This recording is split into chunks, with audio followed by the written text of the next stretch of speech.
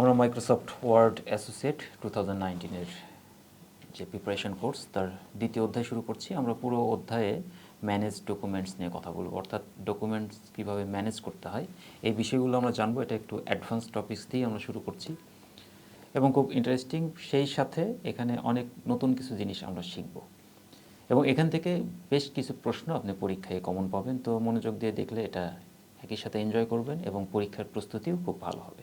তো আমরা শুরু করছি চ্যাপ্টার 2-এর first section, navigate within documents. তো একটা ডকুমেন্টসের ভিতরে কীভাবে নেভিগেট করতে হয় সেটা আমরা খুব সুন্দরভাবে কয়েকটি পয়েন্ট দিয়ে আমরা এটি শিখব। যেমন আমার নির্দিষ্ট কোনো টেক্সটকে সার্চ করা, তারপর আমার ডকুমেন্টের ভিতরে কোনো একটা ওয়ার্ডের সাথে অন্য একটা টপিকসকে লিঙ্ক করা এবং স্পেসিফিক লোকেশনে চলে যাওয়া, সরাসরি কোনো একটা অবজেক্ট খুঁজে বের করা এবং সেই সাথে আমাদের ফরম্যাটিং যে সিম্বলগুলো আছে, বিশেষ সিম্বল, সেটাকে এবং হিডেন টেক্সটকে আমরা সরাসরি এটাকে শো করতে পারি অথবা হাইড করতে পারি। তো চলেন আমরা কথা না বাড়িয়ে সরাসরি স্ক্রিনে চলে যাচ্ছি। আমাদের পুরো এই লেকচারটি আমরা ফলো করছি হলো 2.1, যে নেভিগেট উইদিন ডকুমেন্টস যে ফাইল রয়েছে ওয়ার্ডের, এটি আমাদের চ্যাপ্টার 2 ফোল্ডারের ভিতরে রয়েছে। আপনারা সেটি ওপেন করে আমাদের সাথে প্র্যাকটিস করতে পারেন। তো আমরা এটা ওপেন করে রেখেছি। আমাদের ফাইলে আসার পরে দেখব সোলার সিস্টেম এক্সপ্লোরেশন, এখানে ইন্ট্রোডাকশন, এখানে অনেকগুলো বিষয়ে বলা হচ্ছে। মূলত আমাদের সোলার সিস্টেম নেই। তো আমাদের প্রথম যে অংশটি আমাদের দরকার সেটা হচ্ছে কোনো কিছু খুঁজে বের করা, টেক্সট খোঁজা। তো আমাদের সোলার সিস্টেমে সান নিয়ে কি কথা বলা আছে দেখি। আমরা যদি এখানে সান লিখে সার্চ দিই তাহলে দেখা যাবে যে আমাদের বেশ কয়েক জায়গায় এটা আমরা খুঁজে পেয়েছি। আমরা এই লেখাটা অনেক জায়গায় খুঁজে পেয়েছি। আমরা যদি আবার এখানে সার্চ দিয়ে আমরা যদি মুন লিখি তাহলে 12টি রেজাল্ট পাওয়া যাচ্ছে। তার মানে 12 জায়গায় এই শব্দটি আছে। খেয়াল করেন, এই প্রথমেই যেখানে দেখাচ্ছে এখানে মুনস লেখা আছে, কিন্তু মুনসেরও তো মুন আছে সামনে, এই জন্য এটা খুঁজে বের করেছে। আমরা চাইলে এখান থেকে হেডিংয়ে যেতে পারি, যেমন এখান থেকে হেডিংয়ে যে ইনার প্ল্যানেটসে সরাসরি যেতে পারি, আউটার প্ল্যানেটস, বিভিন্ন সেকশন যে আলাদা করা আছে সেখানে সরাসরি যেতে পারি। কোনো একটা নির্দিষ্ট টেক্সটকে খুঁজে বের করলাম, সেই সাথে একটু অ্যাডভান্স সার্চ যদি আমরা করতে চাই, যেমন ফাইন্ডে এসে যদি পাশের অ্যারোতে ক্লিক করি, খেয়াল করবেন আমরা কিন্তু হোম ট্যাবের আন্ডারে রয়েছি এবং প্রতিটি ট্যাবের আন্ডারে যে হচ্ছে গ্রুপগুলো রয়েছে সেই গ্রুপ এবং গ্রুপের ভিতরে যে আমাদের টপিকস, প্রতিটি বিষয় আমাদের খুব সুন্দরভাবে বারবার দেখে দেখে সেটাকে আয়ত্ত করতে হবে। তো ফাইন্ডের পাশে অ্যারোতে ক্লিক করলে আমরা দেখতে পাচ্ছি ফাইন্ড এবং তার নিচে অ্যাডভান্স ফাইন্ড। তো সেখানে ক্লিক করলে আমরা এখানে যদি যা খুঁজতে চাই সেই ওয়ার্ডটি আমরা লিখলাম। আমরা যদি MOONS মুনস লিখি, আমরা মুনস লিখে যদি ফাইন্ড নেক্সটে ক্লিক করি তাহলে দেখা যাচ্ছে নিচে মুনস এটা হাইলাইট হলো। দেন ফাইন্ড নেক্সট, আমরা পরবর্তী মুনসে চলে যাচ্ছি এবং এখানে আমাদের যদি লেসে ক্লিক করি, নর্মালি এরকম থাকে স্ক্রিনটা, মোড়ে ক্লিক করলে আমরা আরও কিছু অ্যাডভান্স পাবো। তো আমরা মুনস যদি সিলেক্ট করি, আমরা ফাইন্ড নেক্সটে ক্লিক করলাম, মুনস খুঁজে পেলাম। তো মোর অপশনে যখন ক্লিক করব তখন আরও কন্ট্রোল পাবো আমরা। যেমন এখানে ম্যাচ কেস যদি দেয়া থাকে সেই ক্ষেত্রে এখানে দেখা যাচ্ছে M ক্যাপিটাল লেটার আর আমরা ফাইন্ডে দিয়ে রাখছি স্মল লেটারে। তো এবার যদি আমরা এটাকে খোঁজার চেষ্টা করি ফাইন্ড নেক্সট, তাহলে কিন্তু we are finished searching the document, আমরা পুরো ডকুমেন্ট খুঁজে আমরা একটা ওয়ার্ডও পাইনি। এবার যদি ম্যাচ কেসটা তুলে দেই তাহলে কিন্তু ফাইন্ড নেক্সট করলে আমরা শুরুতেই দেখতে পাচ্ছি একটা ওয়ার্ড। আবার একইভাবে ম্যাচ কেস দিয়ে আমরা যদি এটাকে স্মল এমের জায়গায় ক্যাপিটাল M দেই তাহলে কিন্তু আমরা ফাইন্ড নেক্সট করলে খুঁজে পাবো। তো এটা আরও যদি আমরা ফাইন্ড ওয়ার্ড অনলি এরকম হচ্ছে যে বিষয়গুলো রয়েছে এর ভিতরে, এগুলো আমরা বারবার দেখে এটাকে একটু প্র্যাকটিস করব। এবং আমরা যদি এর ভিতরে কোনো কমেন্টস খুঁজে পেতে চাই সেটাও আমরা দেখতে পারি। তো আমরা টেক্সট কিভাবে খুঁজে বের করতে হয়, কিভাবে অ্যাডভান্স অপশনে যাওয়া যায় সেটা আমরা দেখলাম। এবার একটা নতুন হচ্ছে একই ডকুমেন্টের ভিতরে অন্য একটা গ্রুপের সাথে আমরা লিঙ্ক করব। কিভাবে লিঙ্ক করতে হয় দেখি। এই লিঙ্ক করার আগে আমরা আমাদের পেজে একটা হচ্ছে কোনো একটা সেকশনকে বুকমার্ক করি। যেমন এখানে যদি দেখি আউটার প্ল্যানেট, এটাকে বুকমার্ক নিয়েই আলাদা একটা প্রশ্ন থাকে যে কিভাবে কোনো একটা টেক্সটকে বুকমার্ক করতে হয়। তো আমাদের প্রয়োজনের স্বার্থে আমরা বুকমার্কটা করছি। তো সিলেক্ট করে আমাদের ইনসার্ট ট্যাবে যেতে হবে, অর্থাৎ এই প্রবলেমটা সলভ করলে আপনি দুটো প্রবলেমের সলিউশন পাচ্ছেন। আওয়ার প্ল্যানেট সিলেক্ট করে ইনসার্ট ট্যাবের ভিতরে লিঙ্কে ক্লিক করলে সেখানে দুটো অপশন, লিঙ্ক এবং বুকমার্কস। বুকমার্কে ক্লিক করলে আমরা এখানে দেখব বুকমার্ক নেম। তো আমাদের এখানে যা আছে সেটি আমরা দিচ্ছি আউটার প্ল্যানেটস, কিন্তু ডান পাশে যে অ্যাড করব বুকমার্কটা সেটা কিন্তু ডিঅ্যাক্টিভেট হয়ে আছে, কারণ আমাদের এই বুকমার্ক নেমের মাঝে কোনো স্পেস অ্যাকসেপ্টেড না। তো স্পেসটা যখন তুলে দেব তখন দেখেন পাশে অ্যাড বাটনটা অ্যাক্টিভ হলো। অ্যাডে যখনই ক্লিক করব এটা অলরেডি বুকমার্ক হয়ে গেছে।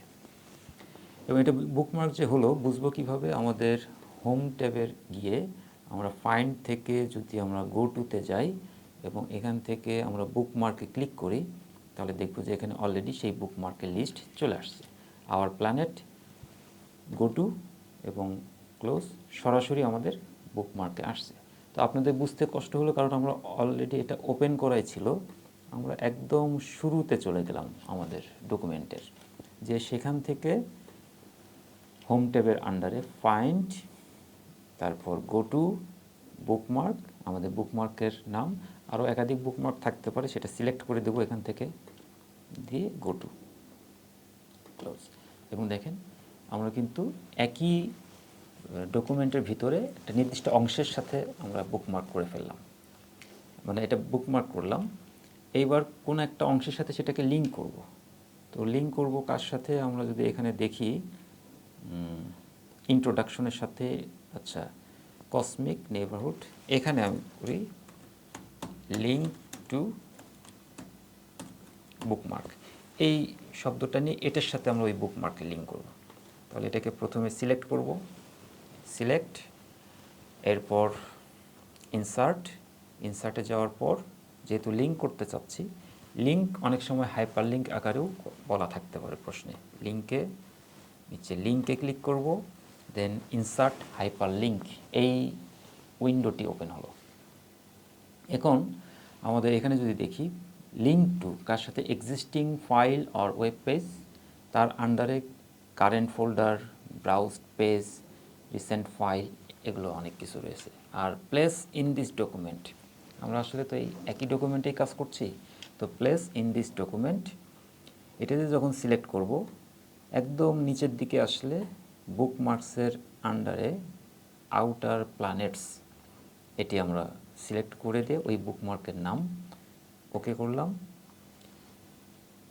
এবং যখন আমরা এখানে দেখছি যে এটা কিন্তু অলরেডি লিঙ্ক হয়ে গেছে, তো লিঙ্ক টু বুকমার্ক, লিঙ্ক হলে আন্ডারলাইন আসে এবং কালার চেঞ্জ হয়ে ব্লু হয়। তো কন্ট্রোল ধরে যখন এটার উপর ক্লিক করব তখন সরাসরি আমার ওই বুকমার্ক সেকশনে চলে গেল।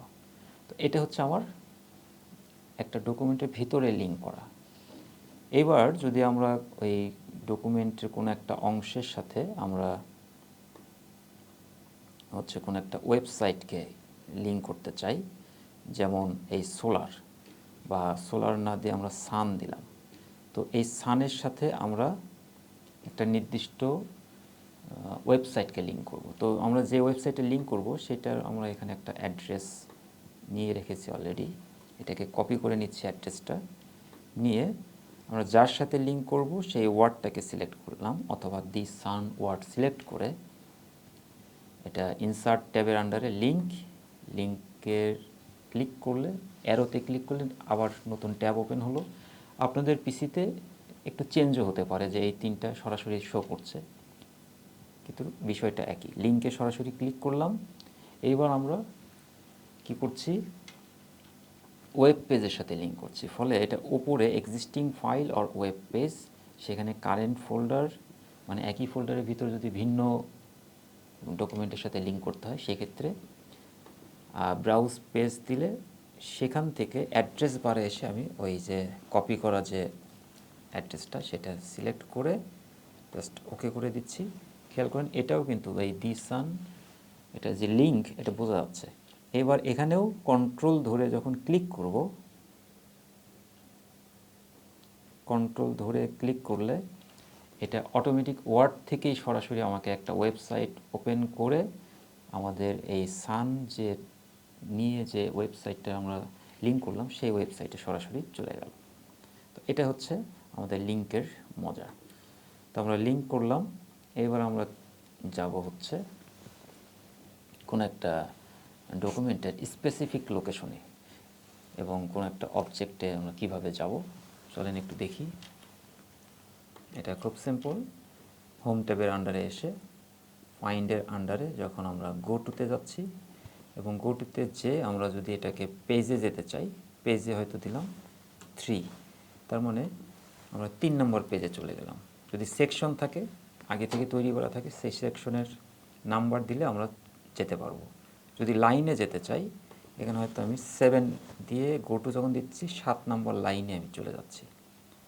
একইভাবে বুকমার্কে যেতে পারি, কমেন্টস যদি আগে থেকে থাকে সেই কমেন্টে যেতে পারি, ফুটনোট প্লাস এন্ড নোট, এইরকম টেবিল যদি আমার নাম্বার দিয়ে সেভ করা থাকে সেটা এইভাবে আমরা বিভিন্ন অবজেক্টে সরাসরি যেতে পারি এই গো টু অপশনের মাধ্যমে।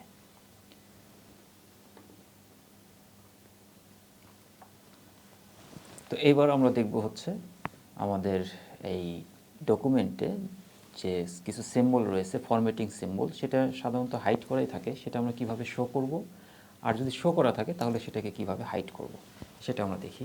তো এখন যে বিষয়টি বলছি দেখাচ্ছি এটা কিন্তু পরীক্ষায় আসে, খুব সহজ বাট কমন একটা বিষয়, আপনি খুব সহজে এটা অ্যান্সার করতে পারেন। হয়তো বলবে যে ফরম্যাটিং সিম্বলগুলো শো করো, অথবা শো থাকলে বলবে হাইড করো। তাহলে কি করবেন, হোম ট্যাবের আন্ডারে প্যারাগ্রাফ যে গ্রুপ সেখানে উপরে এই প্যারাগ্রাফ সিম্বল, এটাকে বলা হচ্ছে শো অ্যান্ড হাইড। তো একই বাটন একবার প্রেস করলে শো করবে, ওটাকে আবার প্রেস করলে হাইড হবে, অর্থাৎ টগল। এটা ক্লিক করছি এবং দেখেন অনেকগুলো ইজি সিম্বল এখানে চলে আসছে। পি ডবল টান উল্টো দিকে লেখা, এটাকে বলা হচ্ছে প্যারাগ্রাফ সিম্বল, অর্থাৎ যেখানে আমরা একটা এন্টার প্রেস করব সেখানেই নতুন প্যারাগ্রাফ শুরু হবে এবং সেখানে এই সিম্বলটা আসবে। তো আমরা যদি এখানে দুটো প্যারাগ্রাফ সিম্বল দেখা যাচ্ছে দি সানের নিচে, আরেকটা এন্টার প্রেস করি, আরেকটা প্যারাগ্রাফ আসছে, অর্থাৎ নতুন লাইন শুরু হলো, নতুন প্যারাগ্রাফ। আমরা যদি এখানে ট্যাব দিই কোথাও, দি সানের মাঝখানে একটা ট্যাব দিলাম, এই ট্যাবের সিম্বল অ্যারো চলে আসছে। আমরা যদি একটা স্পেস দিই একটা ডট সিম্বল আসছে, দুটো স্পেস দিলাম দুটা ডট, তিনটা দিলাম তিনটা ডট। এরকম প্রতিটা আমরা যে ফরম্যাটিং ব্যবহার করি প্রতিটা নিজস্ব কিছু সিম্বল রয়েছে, সেগুলো এখান থেকে শো করে। তো আমরা এখান থেকে এটা হাইড করে দিলাম, ওকে, আর দেখা যাচ্ছে না। বাট অ্যাডভান্স কিছু অপশন আছে যেটা হাইড করার পরেও দেখা যেতে পারে। তার আগে আমরা এই দি সানের যদি the sun is the star at the centre of the energy essential, আমরা এখান থেকে দি সান ইজ দ্য স্টার এইটুকু সিলেক্ট করে নির্দিষ্ট একটা টেক্সটকে হাইড করব। তো এটা দি সান ইজ দ্য স্টার এটা সিলেক্ট করার পরে আমরা হাইড করার জন্য হোম ট্যাবের ফন্ট গ্রুপ, সেখানে কর্নারে ক্লিক এবং ক্লিক করার পরে নিচে ইফেক্টস অপশনে গেলে হিডেন, এই হিডেন অপশনে যখন যাব টিক দিয়ে ওকে করব, এটা কিন্তু হাইড হয়ে গেছে। বলবেন যে হাইড করলেন কিন্তু দেখাচ্ছে এখানে কেন? কারণ হাইড করার পরে সেটা দেখাবে কি দেখাবে না সেটা কন্ট্রোল করা হচ্ছে। আমি এখন যা শেখাবো সেখান থেকে আমরা আবার বলছি, এটা অপশন থেকে কন্ট্রোল করতে হবে। ফাইল ট্যাবে ক্লিক করে আমরা এটাকে বলি হচ্ছে ব্যাক স্টেজ। তো ভিউ, আমরা আবার অ্যারোতে ক্লিক করলাম, আগের অবস্থায় চলে আসছি, ফাইলে ক্লিক করলাম, একদম নিচে এসে অ্যাকাউন্টস করলে আমার এটা কী ধরনের বিষয় সেটা দেখা যাচ্ছে। আর আমরা যদি অপশনে ক্লিক করি এই ওয়ার্ড অপশন উইন্ডো ওপেন হলো এবং এখান থেকে আমরা অনেক কিছু কন্ট্রোল করতে পারি। তো আমরা আপাতত ডিসপ্লে অপশনে এসে always show this formatting marks on the screen, এখানে এসে এই যে ট্যাব ক্যারেক্টার যদি থেকে থাকে সেটা আমরা দেখতে চাই, যদি প্যারাগ্রাফ মার্ক থেকে থাকে সেটা আমরা দেখতে চাই, এবং হিডেন টেক্সট টিক দেওয়া আছে মানে দেখাবে, আমার টেক্সট তুলে দিলাম টিক চিহ্ন, ফলে হিডেন টেক্সট আর শো করবে না, দিয়ে ওকে করলাম। এইবার আসেন রেজাল্ট, ট্যাব সিম্বল দেখাচ্ছে, প্যারাগ্রাফ মার্ক দেখাচ্ছে, এখানে হিডেন টেক্সট ছিল সেটা কিন্তু আর দেখাচ্ছে না, এবং আমাদের শো অ্যান্ড হাইড এটা কিন্তু অফ করা আছে, ফলে এখানে ক্লিক করলে আরও কিছু এক্সট্রা ইনফরমেশন আসে, কিন্তু হাইড করলে সব হাইড হয় না। তো এটাকে আমরা আগের অবস্থায় নিতে চাইলে আবার ব্যাক স্টেজ ভিউ, ফাইল থেকে অপশনস, সেখান থেকে ডিসপ্লে, আমরা ট্যাব ক্যারেক্টার তুলে দিচ্ছি, প্যারাগ্রাফ মার্কস তুলে দিচ্ছি, হিডেন টেক্সটটা অন করে দিচ্ছি, দিয়ে ওকে করলাম। আমাদের এটা যে অবস্থায় ছিল সেই অবস্থায় চলে আসছে। তো এখানে প্রশ্ন আসার সম্ভাবনা রয়েছে প্রচুর, বিশেষ করে শো অ্যান্ড হাইড এই অপশনটা থেকে, ফাইন্ড থেকে নির্দিষ্ট অংশে যাওয়া, লিঙ্ক করা, হাইপার লিঙ্ক, তারপর বুকমার্ক তৈরি করা, বেশ কয়েকটি প্রশ্ন আমরা কিন্তু পরীক্ষায় আসার মতো প্রশ্ন সলভ করে ফেলেছি খুব ছোট্ট একটা লেকচারের ভিতরেই। আমার মনে হয় যে 4-5টা প্রশ্ন তো সলভ করেইছি আমরা, তো বারবার এটা প্র্যাকটিস করবেন। ধন্যবাদ।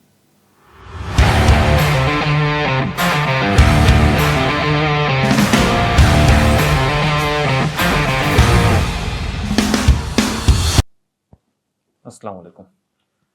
আমরা মাইক্রোসফট ওয়ার্ড অ্যাসোসিয়েট 2019-এর যে প্রিপারেশন কোর্স তার দ্বিতীয় অধ্যায় শুরু করছি। আমরা পুরো অধ্যায়ে ম্যানেজ ডকুমেন্টস নিয়ে কথা বলবো, অর্থাৎ ডকুমেন্টস কীভাবে ম্যানেজ করতে হয় এই বিষয়গুলো আমরা জানবো। এটা একটু অ্যাডভান্স টপিকস দিয়েই আমরা শুরু করছি এবং খুব ইন্টারেস্টিং, সেই সাথে এখানে অনেক নতুন কিছু জিনিস আমরা শিখব এবং এখান থেকে বেশ কিছু প্রশ্ন আপনি পরীক্ষায় কমন পাবেন। তো মনোযোগ দিয়ে দেখলে এটা একই সাথে এনজয় করবেন এবং পরীক্ষার প্রস্তুতিও খুব ভালো হবে। তো আমরা শুরু করছি চ্যাপ্টার 2-এর first section, navigate within documents. তো একটা ডকুমেন্টসের ভিতরে কিভাবে নেভিগেট করতে হয় সেটা আমরা খুব সুন্দরভাবে কয়েকটি পয়েন্ট দিয়ে আমরা এটা শিখব। যেমন আমার নির্দিষ্ট কোনো টেক্সটকে সার্চ করা, তারপর আমার ডকুমেন্টের ভিতরে কোনো একটা ওয়ার্ডের সাথে অন্য একটা টপিককে লিঙ্ক করা, এবং স্পেসিফিক লোকেশনে চলে যাওয়া, সরাসরি কোনো একটা অবজেক্ট খুঁজে বের করা, এবং সেই সাথে আমাদের ফরম্যাটিং যে সিম্বলগুলো আছে, বিশেষ সিম্বল, সেটাকে এবং হিডেন টেক্সটকে আমরা সরাসরি এটাকে শো করতে পারি অথবা হাইড করতে পারি। তো চলেন আমরা কথা না বাড়িয়ে সরাসরি স্ক্রিনে চলে যাচ্ছি। আমাদের পুরো এই লেকচারটি আমরা ফলো করছি হলো 2.1, যে নেভিগেট উইদিন ডকুমেন্টস যে ফাইল রয়েছে ওয়ার্ডের, এটি আমাদের চ্যাপ্টার 2 ফোল্ডারের ভিতরে রয়েছে। আপনারা সেটি ওপেন করে আমাদের সাথে প্র্যাকটিস করতে পারেন। তো আমরা এটা ওপেন করে রেখেছি।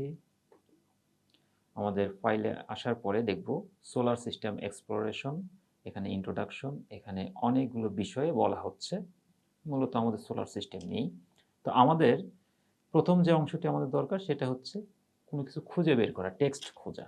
তো আমাদের সোলার সিস্টেমে সান নিয়ে কি কথা বলা আছে দেখি। আমরা যদি এখানে সান লিখে সার্চ দেই তাহলে দেখা যাবে যে আমাদের বেশ কয়েক জায়গায় এটা আমরা খুঁজে পেয়েছি। আমরা এই লেখাটা অনেক জায়গায় খুঁজে পেয়েছি। আমরা যদি আবার এখানে সার্চ দিয়ে আমরা যদি মুন লিখি তাহলে 12টি রেজাল্ট পাওয়া যাচ্ছে, তার মানে 12 জায়গায় এই শব্দটি আছে। খেয়াল করেন, এই প্রথমেই যেখানে দেখাচ্ছে এখানে মুনস লেখা আছে, কিন্তু মুনসেরও তো মুন আছে সামনে, এই জন্য এটা খুঁজে বের করেছে। আমরা চাইলে এখান থেকে হেডিংয়ে যেতে পারি, যেমন এখান থেকে হেডিংয়ে যে ইনার প্ল্যানেটসে সরাসরি যেতে পারি, আউটার প্ল্যানেটস, বিভিন্ন সেকশন যে আলাদা করা আছে সেখানে সরাসরি যেতে পারি। কোনো একটা নির্দিষ্ট টেক্সটকে খুঁজে বের করলাম, সেই সাথে একটু অ্যাডভান্স সার্চ যদি আমরা করতে চাই, যেমন ফাইন্ডে এসে যদি পাশের অ্যারোতে ক্লিক করি, খেয়াল করবেন আমরা কিন্তু হোম ট্যাবের আন্ডারে রয়েছি এবং প্রতিটি ট্যাবের আন্ডারে যে হচ্ছে গ্রুপগুলো রয়েছে সেই গ্রুপ এবং গ্রুপের ভিতরে যে আমাদের টপিকস, প্রতিটি বিষয় আমাদের খুব সুন্দরভাবে বারবার দেখে দেখে সেটাকে আয়ত্ত করতে হবে। তো ফাইন্ডের পাশে অ্যারোতে ক্লিক করলে আমরা দেখতে পাচ্ছি ফাইন্ড এবং তার নিচে অ্যাডভান্স ফাইন্ড। তো সেখানে ক্লিক করলে আমরা এখানে যদি যা খুঁজতে চাই সেই ওয়ার্ডটি আমরা লিখলাম। আমরা যদি MOON এস মুনস লিখি, আমরা মুনস লিখে যদি ফাইন্ড নেক্সটে ক্লিক করি তাহলে দেখা যাচ্ছে নিচে মুনস এটা হাইলাইট হলো। দেন ফাইন্ড নেক্সট, আমরা পরবর্তী মুনসে চলে যাচ্ছি। এবং এখানে আমাদের যদি লেসে ক্লিক করি নর্মালি এরকম থাকে স্ক্রিনটা। মোড়ে ক্লিক করলে আমরা আরও কিছু অ্যাডভান্স পাবো। তো আমরা মুনস যদি সিলেক্ট করি, আমরা ফাইন্ড নেক্সটে ক্লিক করলাম, মুনস খুঁজে পেলাম। তো মোর অপশনে যখন ক্লিক করব তখন আরও কন্ট্রোল পাবো আমরা। যেমন এখানে ম্যাচ কেস যদি দেয়া থাকে সেই ক্ষেত্রে এখানে দেখা যাচ্ছে এম ক্যাপিটাল লেটার আর আমরা ফাইন্ডে দিয়ে রাখছি স্মল লেটারে। তো এবার যদি আমরা এটাকে খোঁজার চেষ্টা করি ফাইন্ড নেক্সট, তাহলে কিন্তু we are finished searching the document, আমরা পুরো ডকুমেন্ট খুঁজে আমরা একটা ওয়ার্ডও পাইনি। এবার যদি ম্যাচ কেসটা তুলে দেই তাহলে কিন্তু ফাইন্ড নেক্সট করলে আমরা শুরুতেই দেখতে পাচ্ছি একটা ওয়ার্ড। আবার একইভাবে ম্যাচ কেস দিয়ে আমরা যদি এটাকে স্মল এমের জায়গায় ক্যাপিটাল এম দেই তাহলে কিন্তু আমরা ফাইন্ড নেক্সট করলে খুঁজে পাবো। তো এটা আরও যদি আমরা ফাইন্ড হোল ওয়ার্ড অনলি এরকম হচ্ছে যে বিষয়গুলো রয়েছে এর ভিতরে, এগুলো আমরা বারবার দেখে এটাকে একটু প্র্যাকটিস করব। ধন্যবাদ।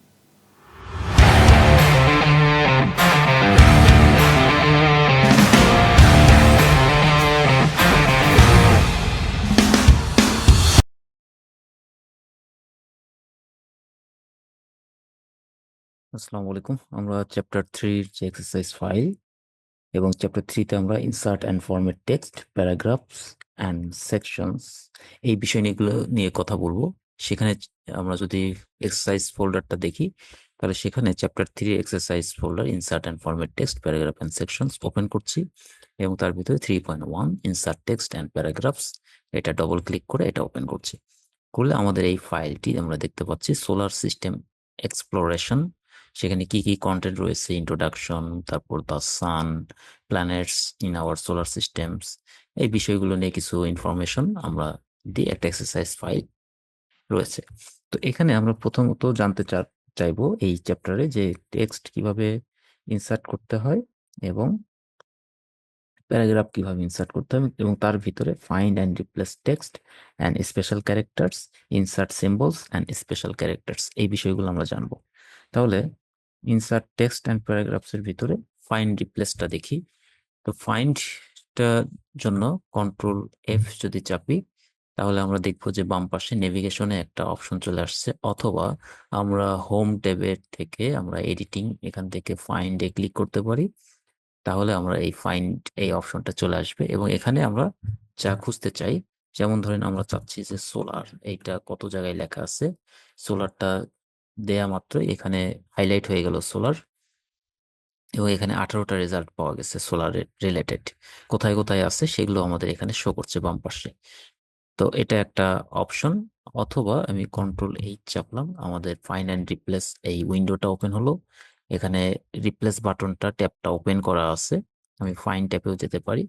সোলার দিয়ে এখানে সার্চ করেছি দেখে এটা খুঁজে পাওয়া যাচ্ছে। শুধু এই না, আরো অনেক কিছু আমরা খুঁজে পেতে পারি এখান থেকে, যে এটাকে ফাইন্ড ইন কোথায় খুঁজবো, মেইন ডকুমেন্টে নাকি ফাইন্ড নেক্সট পরেরটাতে খুঁজবো। এই ম্যাচ কেস মানে সোলার যদি যেভাবে লেখা আছে এইভাবেই মিলতে হবে। কোথাও যদি স্মল লেটারের এসটা থাকে সে আর খুঁজবে না। তো ম্যাচ কেসটা আমরা দেখতে চাই কিনা, ফাইন্ড হোল ওয়ার্ডস অনলি, ইউজ ওয়াইল্ড কার্ডস, এই বিষয়গুলো আরো অনেকগুলো অপশন এখান থেকে আছে। তো আমি ফাইন্ড নেক্সট করছি, এই যে এখানে সোলারটা আসছে, ফাইন্ড নেক্সট দিলে তারপরেরটাতে চলে যাচ্ছে সোলার। তো দেখেন ম্যাচ কেস না দেওয়ার কারণে এটা কিন্তু স্মল লেটার গুলো ধরেছে। তো আমরা ফাইন্ডে চেয়ে আমরা এখান থেকে ফাইন্ড এবং সেখান থেকে আমরা এই অপশনগুলো দেখতে পারি যা যা প্রয়োজন। এটা কোনো পেজে যদি যেতে চাই, পেজ আকারে হেডিংস যদি দেখতে চাই, হেডিং এর ভিতরে এগুলো থাকতে পারে।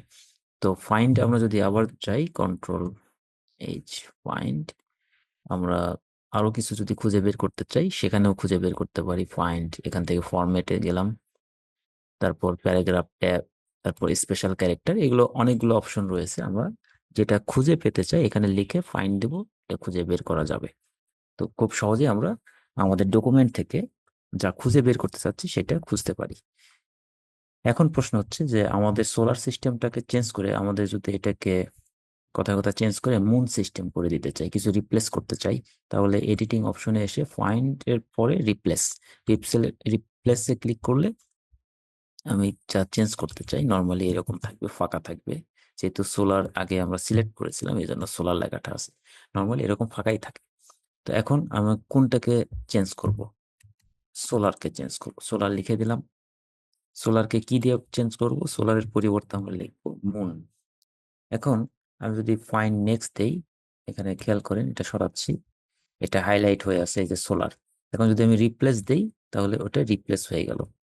আর যদি রিপ্লেস অল দেই, সে সবগুলো একসাথে রিপ্লেস করে আমাদের বলছে যে all done, we made 17 replacement, কারণ তার আগে সে একটা করে ফেলছে। ওকে করলাম। দেখেন যেখানে আমাদের সোলার সিস্টেম থাকার কথা ছিল সেখানে আমাদের মুন সিস্টেম হয়ে গেছে। আদৌ তো এরকম সিস্টেম কতটা আছে? মুন সিস্টেম বলে কিছু নাই। তো আমরা এটা দেখলাম যে আমাদের সোলার সিস্টেমটা এই। এখন এইটাকে যদি আমি আগের অবস্থায় ফিরাই নিতে চাই, তাহলে হয় আমাকে মনটাকে আবার সোলার দিয়ে রিপ্লেস করতে হবে, অথবা সহজ বুদ্ধি একটু আন্ডু করে নিই, এই যে উপরে কর্নারে আন্ডু, অথবা কন্ট্রোল জেড আরেকবার দিলাম, এই সবগুলো চেঞ্জ হয়ে আগের অবস্থায় চলে আসছে। তো রিপ্লেসটা এটা একেবারেই বেসিক একটা বিষয়। আমরা একটু অ্যাডভান্সে ঢুকবো এখন। ফাইন্ড রিপ্লেস বা কন্ট্রোল এইচ, আমরা দেখবো যে আর কি রিপ্লেস করা যায়। আমরা যদি চাই এখান থেকে আমাদের ফরম্যাটিংও রিপ্লেস করতে চাই, তাহলে এই যে ফরম্যাটে আসলাম, ফন্টে গেলাম, ফন্ট, এবং ফন্টে যাওয়ার আগে আপনাদের একটু দেখাই নেই যে আমাদের কোন কোন ফন্ট আসলে আছে। এখানে দেখেন এই যে ফন্টটা, এটা কার্সর রাখলে দেখা যাচ্ছে ক্যালিবেরি। আবার উপরে যদি যাই, এটাও ক্যালিবেরি, ঠিক আছে। এটা এটা ক্যালিবেরি, পাশে বডি লেখা আছে। আবার নিচেরটা যদি দেখি, এটা শুধু ক্যালিবেরি। তার মানে ক্যালিবেরি একটা ফন্ট, ক্যালিবেরি বডি আরেকটা ফন্ট। তো এইবার আমরা এডিটিং থেকে রিপ্লেস, এবং আমরা এটা রিমুভ করে দিচ্ছি, মুন এটাও রিমুভ করে দিচ্ছি, দিয়ে ফরম্যাট অপশনে ক্লিক করে ফন্ট ক্লিক করলাম, এবং এখান থেকে আমরা এই ক্যালিবারিটা সিলেক্ট করে দিচ্ছি, ক্যালিব্রি। তো ক্যালিব্রিটা সিলেক্ট করে দিচ্ছি, আমাদের ফন্ট স্টাইলটা থাকবে রেগুলার এবং ফন্ট সাইজ 11, দিয়ে আমরা ওকে করলাম।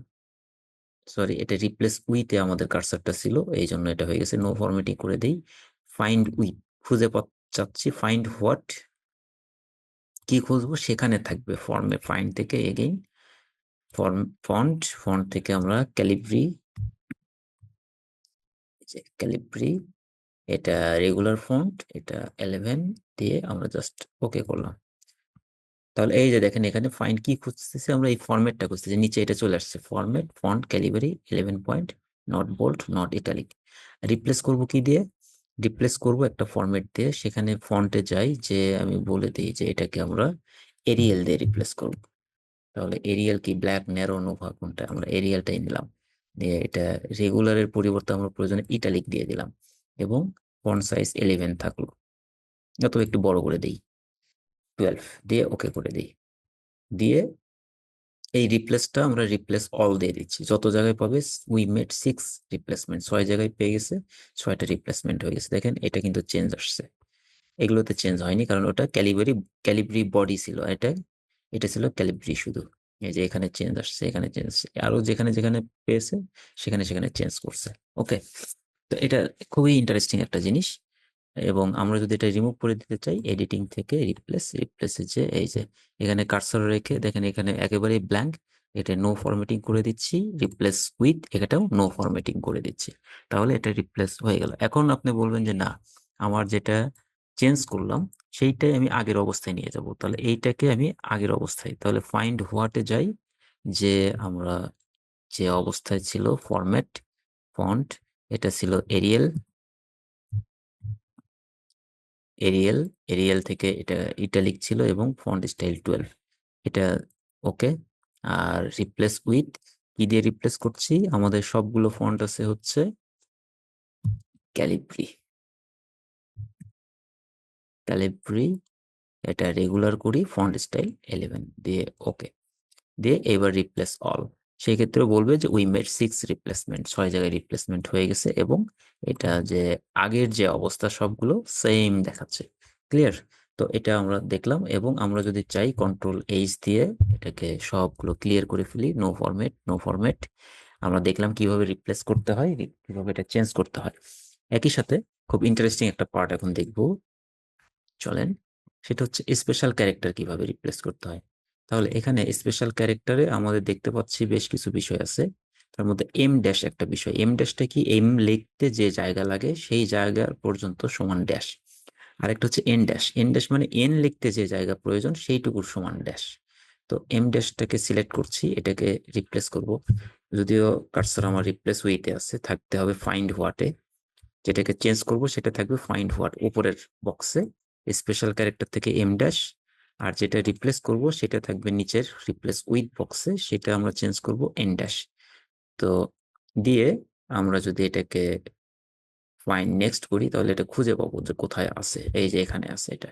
তো এটাকে রিপ্লেস দিয়ে দিলাম, এটা চেঞ্জ হলো। আর রিপ্লেস অল দিলে তো উই মেড ওয়ান রিপ্লেসমেন্ট, অর্থাৎ আসলে সব পুরোটা মিলে দুটো জায়গাতে এটা ছিল। এটা ক্লিয়ার করে দিচ্ছি, দিয়ে আমরা আমাদের এটাকে ক্লোজ করে দিচ্ছি।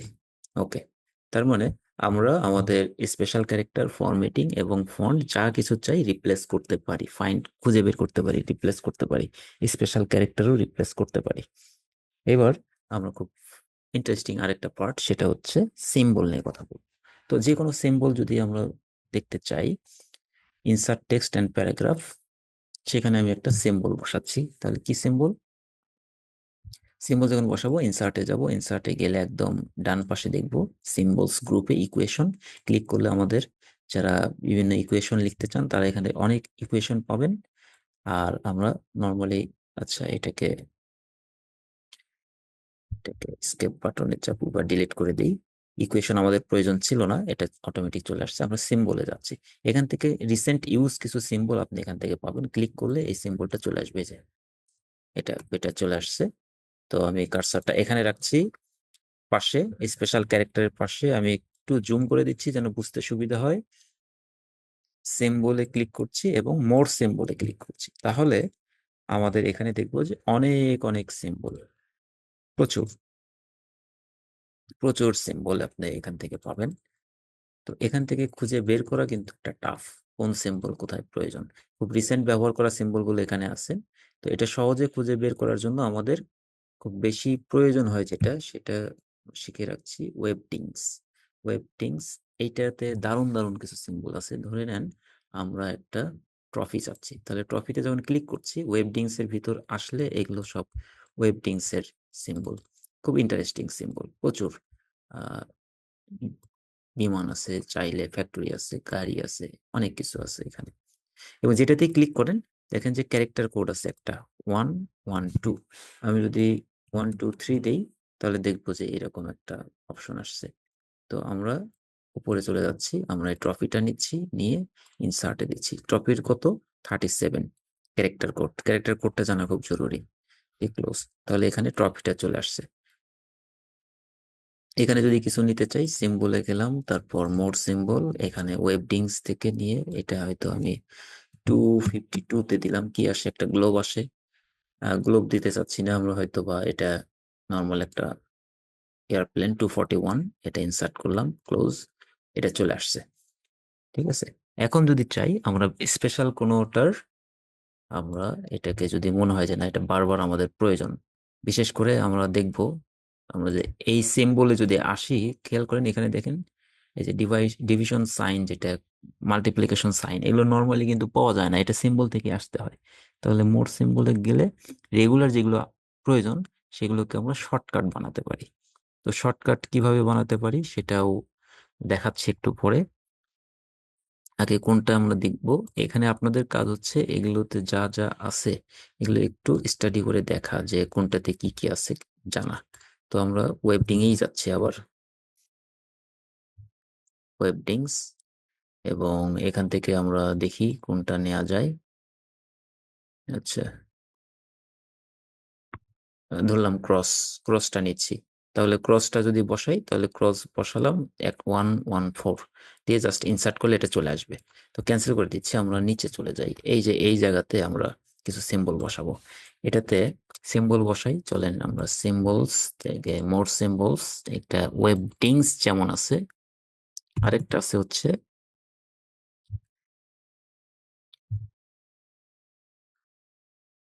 উইংডিংস। এই উইংডিংসে যাচ্ছি। উইংডিংসে যে আমি এটাকে নানান রকম সিম্বল আছে, এখান থেকে আমরা দেখি আমাদের প্রয়োজনীয় এই টিক চিহ্নটা লাগবে। তাহলে টিক চিহ্ন আমার নাম্বার জানা নাই, তাহলে আমি খুঁজে খুঁজে বের করলাম।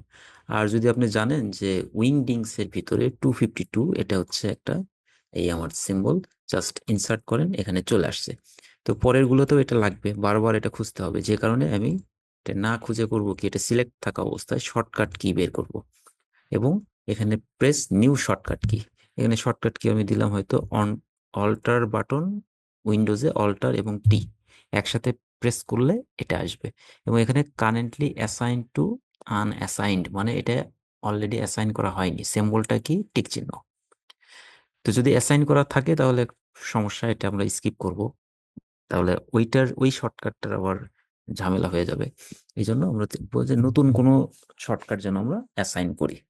জাস্ট এটা হয়ে গেল, এটা অ্যাসাইন করে ফেললাম এবং এটা ক্লোজ করে ফেললাম, এটাও ক্লোজ করি। তাহলে এখানে এসে শর্টকাট কি দেওয়া ছিল অল্টার টি, দেখেন এটা চলে আসছে। আবার আমাদের অল্টার টি, এটা চলে আসছে, নেক্সট অল্টার টি। তো এইভাবে আমরা শর্টকাট বানাতে পারি, সিম্বল একই সিম্বল খুব সহজে এটা চলে আসছে। এখন যতবার আমার প্রয়োজন আমি যদি এটার পাশে অল্টার টি দিয়ে দিই, তাহলে যেখানে প্রয়োজন এটা চলে আসবে খুব সহজেই। এরকম আমরা শর্টকাট বানাতে পারি। এখন আমরা যদি কিছু কাজ করি স্পেশাল ক্যারেক্টার নিয়ে, তাহলে দেখেন সিম্বলে যখন যাব, স্পেশাল ক্যারেক্টার কপিরাইট, তো সিম্বলে যখন যাচ্ছি, মোর সিম্বলে যাচ্ছি, তখন স্পেশাল ক্যারেক্টার বলে আরেকটা অপশন এখানে আছে, এবং এখানে এম ড্যাশ এন ড্যাশ তারপর আরো অনেক কিছু কপিরাইট, হ্যাঁ অনেক কিছু রয়েছে। তো কপিরাইটটা এখানে ক্লিক করলাম, ইনসার্ট করলাম কপিরাইট, ক্লোজ। দুইবার ক্লিক করছিলাম এই জন্য দুইবার আসছে, এটা একটা অপশন। আরেকটা অপশন কি, ভালো করে খেয়াল করেন, সিম্বলে যখন যাচ্ছি মোর সিম্বল, সেখানে অটো কারেক্ট একটা অপশন আছে, ক্লিক করছি যখন, দেখেন এই যে এখানে যখন ক্লিক করছি তখন এই সিম্বল, এটা হচ্ছে কপিরাইট সিম্বলটা আসছে, কিন্তু বাম পাশে আছে রিপ্লেস কি, ব্র্যাকেটের ভিতর ফার্স্ট ব্র্যাকেট যেটাকে প্যারেন্থেসিস বলি, প্যারেন্থেসিস ওপেন অ্যান্ড ক্লোজ, ভিতরে সি। অর্থাৎ এইভাবে যখন লিখবো সাথে সাথে এটা কনভার্ট হয়ে এই সিম্বলে চলে আসবে। একইভাবে ই থাকলে কারেন্সি চলে আসবে, আর for register, TM for trademark, এরকম প্রচুর আছে এখানে, প্রচুর এগুলো সিম্বল এখানে আসতে পারে। তারপর মাঝে মাঝে আমাদের লিখতে যেগুলো ভুল হয়ে যায়, ABBO UT, সেটাকে কারেক্ট করে অ্যাবাউট করে ফেলবে। এরকমও আমাদের এখানে প্রচুর আছে। এটাকে আমরা জাস্ট ওকে করে ফেললাম। যেহেতু জানলাম যে এখানে ট্রেডমার্কের জন্য আমার ব্র্যাকেটের ভিতর টিএম লিখলে ট্রেডমার্ক হয়ে যায়, তো আমরা খুব সহজেই এটা হলো। সেকশনটা খুব ইন্টারেস্টিং। সেকশন কোথায় পাবেন, সিম্বলে যাই, মোর সিম্বল, স্পেশাল ক্যারেক্টার, সবটাই আবার অটো কারেক্টে পাওয়া যাবে না, এখানে দেখেন সেকশন আছে, এই যে সেকশন নিয়ে ইনসার্ট করলাম, ক্লোজ, সেকশন সিম্বল চলে আসছে। কারেন্সিতে যদি যাই, সম্ভবত এটা ই দিয়ে কারেন্সি আছে, কারেন্সি ডিগ্রি, এটা একটা ইন্টারেস্টিং পার্ট, ডিগ্রি। চলুন আমরা দেখি ডিগ্রি কোথায় আছে, মোর সিম্বলে যাই। আচ্ছা, এটাকে আমরা নর্মাল টেক্সটে রাখি এবং একটু নিচের দিকে আসলে দেখবেন ডিগ্রি সিম্বল, এই যে এখানে ডিগ্রি আছে, সিলেক্ট করলাম, ইনসার্ট করলাম, ক্লোজ, ডিগ্রি চলে আসছে। এখন এই ডিগ্রিটাকে একটু সিলেক্ট করি, কন্ট্রোল C দিয়ে কপি করি, করার পর সিম্বলে যাই, মোর সিম্বল, একটু অ্যাডভান্স জিনিস দেখেন, অটো কারেক্টে গেলাম, যেহেতু এটা আমার কপি করা ছিল এটা চলে আসছে। এখন এটাকে কি দিয়ে রিপ্লেস করব, আমরা যদি এটাকে ব্র্যাকেটের ভিতরে, সরি ফার্স্ট ব্র্যাকেট, ব্র্যাকেটের ভিতরে এটাকে ডি দেই, তাহলে ডিগ্রি চলে আসছে, দিয়ে অ্যাড করে দিলাম এবং ওকে, তাহলে ক্লোজ। এরপর আমরা যেখানে প্রয়োজন ব্র্যাকেট দিয়ে স্মল লেটারে ডি লিখবো, এটা ডিগ্রি হয়ে যাবে। ইন্টারেস্টিং, খুবই ইন্টারেস্টিং। তো এইভাবে যদি আমরা চাই, আমরা নিজস্ব আমরা সিম্বল বানাতে পারি, স্পেশাল ক্যারেক্টার তৈরি করতে পারি। Fine, next. এবং এখান থেকে প্রশ্ন আসবে, বেশি বেশি প্র্যাকটিস করেন এবং পরীক্ষার জন্য ভালোভাবে প্রস্তুতি নেন। দেখা হবে পরের সেশনে। ধন্যবাদ।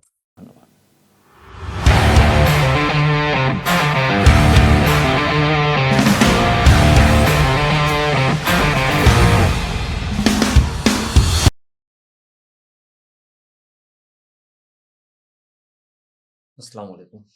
আমরা চ্যাপ্টার 3 এর সেকেন্ড সেকশনে এখন কথা বলব। এই সেকশনে আমরা হচ্ছে টেক্সটকে কিভাবে ফরম্যাট করতে হয় বা প্যারাগ্রাফকে কিভাবে ফরম্যাট করতে হয়, আসলে ফরম্যাটিং শিখবো আমরা এখানে। এবং খুব ইন্টারেস্টিং একটি পার্ট। আমরা খুব এনজয় করব এখানে টেক্সটে ইফেক্ট এপ্লাই করা, তারপর হচ্ছে ফরম্যাট পেইন্টার দিয়ে আমরা ফরম্যাটিংটাকে এপ্লাই করব। তারপর আ প্যারাগ্রাফে স্পেসিং দেয়া প্লাস ইনডেন্টেশন দেয়া এগুলো আমরা শিখব এবং টেক্সটে কিভাবে বিল্ট ইন স্টাইল এপ্লাই করতে হয় সেটাও শিখব। সবশেষে আবার এই বিষয়গুলো এপ্লাই বিল্ট ইন স্টাইল মানে টেক্সটে কিভাবে বিল্ট ইন স্টাইল এপ্লাই করতে হয় সেটা শিখব। পাশাপাশি আমরা এই যে স্টাইলগুলো এপ্লাই করলাম সেগুলো কিভাবে ক্লিয়ার করতে হয়, এই ফরম্যাটিং গুলো কিভাবে ক্লিয়ার করতে হয় সেটাও আমরা শিখব। তো চলুন শুরু করি। আমরা স্ক্রিনে চ্যাপ্টার 3 ফোল্ডার থেকে 3.2 এই ফাইলটি ওপেন করছি এবং এখানে যদি দেখি আমাদের প্রথম কথা হচ্ছে টেক্সটকে ফরম্যাটিং করা। তো টেক্সট ফরম্যাটিং যদি দেখি আমাদের এখানে যে টেক্সটগুলো রয়েছে অত্যন্ত ছোট। আপনাদের দেখতে হয়তো স্ক্রিনে একটু সমস্যাই হচ্ছে। আমরা যদি কোনো একটা টেক্সটকে সিলেক্ট করি, সিলেক্ট করার বিভিন্ন পদ্ধতি আছে। আপনার একটা এই প্যারাগ্রাফকে সিলেক্ট করলাম, করে আমাদের যে হোম ট্যাবের আন্ডারে ফন্ট গ্রুপে আমরা আসলে এটার ফন্ট স্টাইল চেঞ্জ করতে পারবো, ফন্ট সাইজ। তো ১ম এ একটু ফন্ট সাইজটাই চেঞ্জ করে নিচ্ছি। ফন্ট সাইজ চেঞ্জ করলাম। এখন একটু দৃশ্যমান হলো। এরপর এটাকে ক্যালিবারি দিব নাকি অন্য কোনো ফন্ট দিব? এখানে প্রচুর ফন্ট আছে। এটা দেখে নাম সহ তার স্টাইল সহ আপনাকে জানতে হবে কোন ফন্ট এখানে ব্যবহার হচ্ছে। দিয়ে সেই ফন্টগুলো সম্পর্কে আপনার একটা ধারণা থাকতে হবে। এরপর আমরা চাইলে এখান থেকে ফন্ট আরো বড় করতে পারি।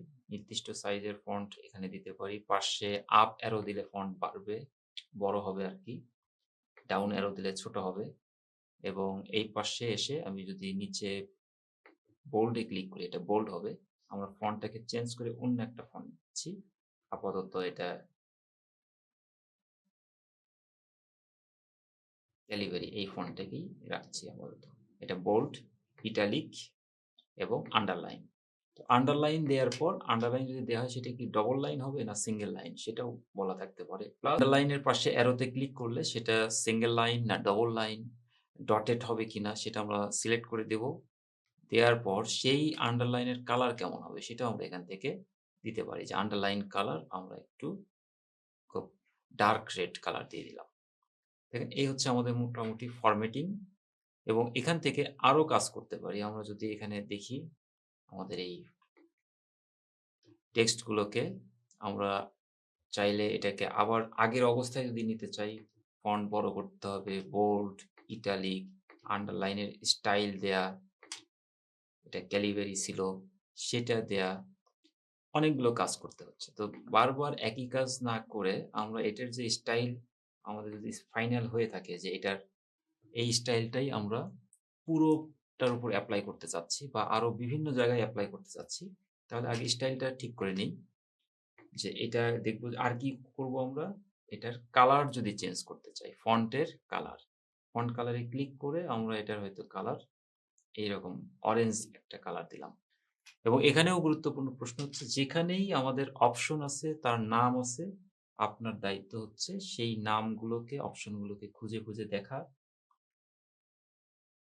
তো এখানে যেটা বলছিলাম, যেখানে যে কালার রয়েছে, যে অপশন রয়েছে, সেই অপশনগুলো আপনার দায়িত্ব খুঁজে দেখা, সেগুলো এক্সপ্লোর করা, সেগুলোর নাম জানা এবং সেটাকে ব্যবহার করে পুরোটা নিজের আয়ত্তে নেয়া। তো এখানে যে কালারটি দিলাম সেটার নাম কি? Orange accent 6 darker 25। নিচে যদি বলে স্ট্যান্ডার্ড কালার হয়তো এখানে আমাদের বিভিন্ন কালার রয়েছে। গ্রিন বা ব্লু বা ডার্ক ব্লু এরকম রয়েছে। এটা ব্লু কালার। তো আমরা আপাতত অরেঞ্জ কালারটি দিলাম। আর এর ভিতরে আমরা যদি চাই এখানে আরেকটা অপশন আছে সেন্টেন্স কেস দিব না লোয়ার কেস। সেন্টেন্স কেস দিলে সেন্টেন্সের শুরুটা ক্যাপিটাল। আর যদি লোয়ার কেস দেই সবগুলো স্মল লেটার হবে। আপার কেস দিলে সবগুলো ক্যাপিটাল লেটার হবে। ক্যাপিটালাইজ ইচ ওয়ার্ড দিলে প্রতিটা ওয়ার্ডের শুরুটা ক্যাপিটাল হবে। বাকি ওয়ার্ড ক্যারেক্টার গুলো হচ্ছে স্মল লেটার। আর টগল কেস যদি দেই যে অবস্থায় আছে ঠিক তার উল্টোটা হবে। যেটা ক্যাপিটাল আছে সেটা হয়ে যাবে স্মল, আর যেটা স্মল লেটারে সেটা হয়ে যাবে ক্যাপিটাল। এইটা আমরা এটাকে একটু এক ধাপ ব্যাক করতে চাইলে আনডু করতে পারি অথবা কন্ট্রোল জেড। তবে এখানেও বলে রাখি, পরীক্ষায় চেষ্টা করবেন যত কম আনডু করা যায়, কারণ এই আনডু করলে কিন্তু সমস্যা হতে পারে। প্রয়োজনে সেটাকে আবার রিস্টার্ট দেয়া লাগতে পারে। তো চেষ্টা করবেন যতটা কম আনডু ব্যবহার করতে হয়। তো আমাদের ফরম্যাটিং কমপ্লিট। এখন একই ফরম্যাটিং যদি অন্য বিভিন্ন জায়গায় আরো টেক্সটের উপর এপ্লাই করতে চাই, তখন এই ফরম্যাটিং যুক্ত টেক্সট সিলেক্ট করব। যেকোনো অংশ সিলেক্ট করার পর হোম ট্যাবের আন্ডারে ক্লিপবোর্ড যে গ্রুপ, সেখানে ফরম্যাট পেইন্টার একটা অপশন রয়েছে। ক্লিক করলে দেখেন এটা অ্যাক্টিভ হলো। এখন আমরা যে লেখাগুলোকে একই ফরম্যাটে নিতে চাই, সেই লেখার উপর এটাকে ড্র্যাগ করব। তাহলে দেখব যে সেই লেখার, সেই টেক্সটের ফরম্যাটিং সেম ফরম্যাটিং হয়ে গেছে। কিন্তু সমস্যা হচ্ছে যে আমরা এই ফরম্যাট পেইন্টারে একবার ক্লিক করার পর, এটা যখন একবার ব্যবহার করলাম ফরম্যাট পেইন্টার, এটা ডিঅ্যাক্টিভেট হয়ে গেল। এটা আর কাজ করছে না। তাহলে আমাদের কি করণীয়? আমাদের স্টাইলের উপর আবার এসে যে স্টাইলটা কপি করব, ফরম্যাট পেইন্টার ব্যবহার করব, সিলেক্ট করে ফরম্যাট পেইন্টারে ডবল ক্লিক করব। তাহলে এটা অ্যাক্টিভ হয়ে থাকবে। এরপর আমাদের প্রয়োজনীয় যে টেক্সট, সেগুলোর উপর মাউস হোভার করলেই, এবং এটা যতবার খুশি ব্যবহার করতে পারছি, যত জায়গায় খুশি ব্যবহার করতে পারছি।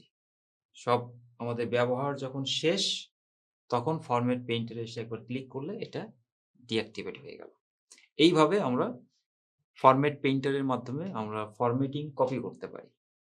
বাট ফরম্যাটিং এর যে এখানেই শেষ তা কিন্তু না। আরো অনেক কিছু রয়েছে। আমরা যদি দেখি, আমাদের ভিতরে যদি এখানে যাই, এই লিস্টটাকে যদি আমরা সিলেক্ট করি, করলে দেখব এখানে এই ফন্ট গ্রুপের ভিতরে যেগুলো আছে সেগুলোতে অ্যাপ্লাই করলাম। এখানে আমাদের কি হাইলাইটার আছে এখানে, সেগুলো আমরা দেখতে পারি। তবে এই কর্নারে যখন ক্লিক করব, তখন আরো ফন্ট অপশন উইন্ডো, নতুন উইন্ডো ওপেন হবে এবং সেখানে ফন্ট এবং ডান পাশে অ্যাডভান্স দুটো ট্যাব রয়েছে, একটা ফন্ট, একটা অ্যাডভান্স। তো ফন্ট ট্যাবে আমরা যদি চাই, এখান থেকে কোন ধরনের ফন্ট আমরা সিলেক্ট করব, সেটা প্রথমে সিলেক্ট করলাম। সেটা কি রেগুলার হবে, ইটালিক বোল্ড না বোল্ড ইটালিক, সেটা সিলেক্ট করলাম। এখান থেকে তার ফন্ট সাইজ কত সেটা সিলেক্ট করলাম। ফন্টের কালার আমরা এখানে অটোমেটিক দিয়ে দিচ্ছি, অটোমেটিক কালার। আন্ডারলাইন কোনো স্টাইল থাকবে কিনা, যদি দেই সেই ক্ষেত্রে পাশেরটা আবার ওপেন হবে, আন্ডারলাইন কালার কি হবে। তো আমরা আন্ডারলাইন কালার শুরুতেই নান করে দিচ্ছি। এখন স্ট্রিক থ্রো দিলে কি হবে, মনে হবে লেখাটা কেটে দেওয়া হয়েছে মাঝখান দিয়ে। তো এটা স্ট্রিক থ্রো দিয়ে আপনি এটা অ্যাপ্লাই করে দেখবেন। ডবল স্ট্রিক থ্রো দিলে মনে হবে 2 লাইন দিয়ে কেটে দেওয়া হয়েছে। সুপার স্ক্রিপ্ট মানে ওই যে আমরা a প্লাস b হোল স্কয়ারের যে পাওয়ার যেগুলো দেই, সেগুলো হচ্ছে সুপার স্ক্রিপ্ট করা। এটা পাওয়ার হিসেবে উপরে চলে যাবে, একটু ছোট হবে। আর নিচে যেটা লিখি, যেমন H2O পানির সংকেত, এই নিচের 2 টা হচ্ছে সাবস্ক্রিপ্ট। তো সাবস্ক্রিপ্ট করলে সেটা ছোট হয়ে যাবে। স্মল ক্যাপস মানে হচ্ছে সবগুলোই ক্যাপিটাল লেটার, বাট যেটা অরিজিনালি ক্যাপিটাল সেটা একটু বড়, বাকি সবগুলো একটু ছোট সাইজ থাকবে। অল ক্যাপস মানে তো সব ক্যাপিটাল, এবং হিডেন অর্থাৎ এটা লুকায়িত অবস্থায় থাকবে। তো সাবস্ক্রিপ্ট তুলে দিচ্ছি, দিয়ে আমরা এটাকে ওকে করলাম। যে স্টাইল এখানে অ্যাপ্লাই করলাম সেগুলো কিন্তু চলে আসছে এর উপর। আমরা আন্ডু করে আগের অবস্থায় ফিরে যেতে পারি। তো এটা হচ্ছে আমাদের টেক্সট স্টাইল। এখন আমরা এটাকে যদি চাই, আমরা আরেকটু ডিজাইন করতে পারি। আমাদের সমস্ত এখানে যা টেক্সট রয়েছে, সমস্ত টেক্সটের সাইজ যদি আমরা এক সমান করতে চাই, তাহলে সবগুলোকে সিলেক্ট করতে হবে। ওয়ার্ড ডকুমেন্টে যেটার উপরেই কোনো স্টাইল অ্যাপ্লাই করতে চান, প্রথমত সেটাকে আগে সিলেক্ট করতে হবে। সেই টেক্সটকে সিলেক্ট করে তারপর সেটার উপর প্রয়োজনীয় স্টাইল, ইফেক্ট আপনি অ্যাপ্লাই করতে পারেন। তো আমরা এই সবগুলোকে সিলেক্ট করলে কন্ট্রোল A দিলে সিলেক্ট অল, সবগুলো সিলেক্ট হলো। এরপর ফন্ট গ্রুপে এসে সেখান থেকে আমরা এটাকে সাইজ 14 করে দিচ্ছি। সবগুলো ফন্টের সাইজ কিন্তু এখন 14 হয়ে গেল। এবং কন্ট্রোল অল দিয়ে যদি আমরা আরো চাইতাম যে সবগুলো একই রকম ফন্ট ব্যবহার হবে, সেটাও আমরা করতে পারতাম। তো এখন আমরা পরবর্তী অংশে চলে যাচ্ছি যে প্যারাগ্রাফের যে লাইন, সেই লাইনগুলো আমরা একটু ঠিক করি। প্যারাগ্রাফের লাইনগুলো কিভাবে ঠিক করব? এখানে আমাদের যে প্যারাগ্রাফ আছে দেখি।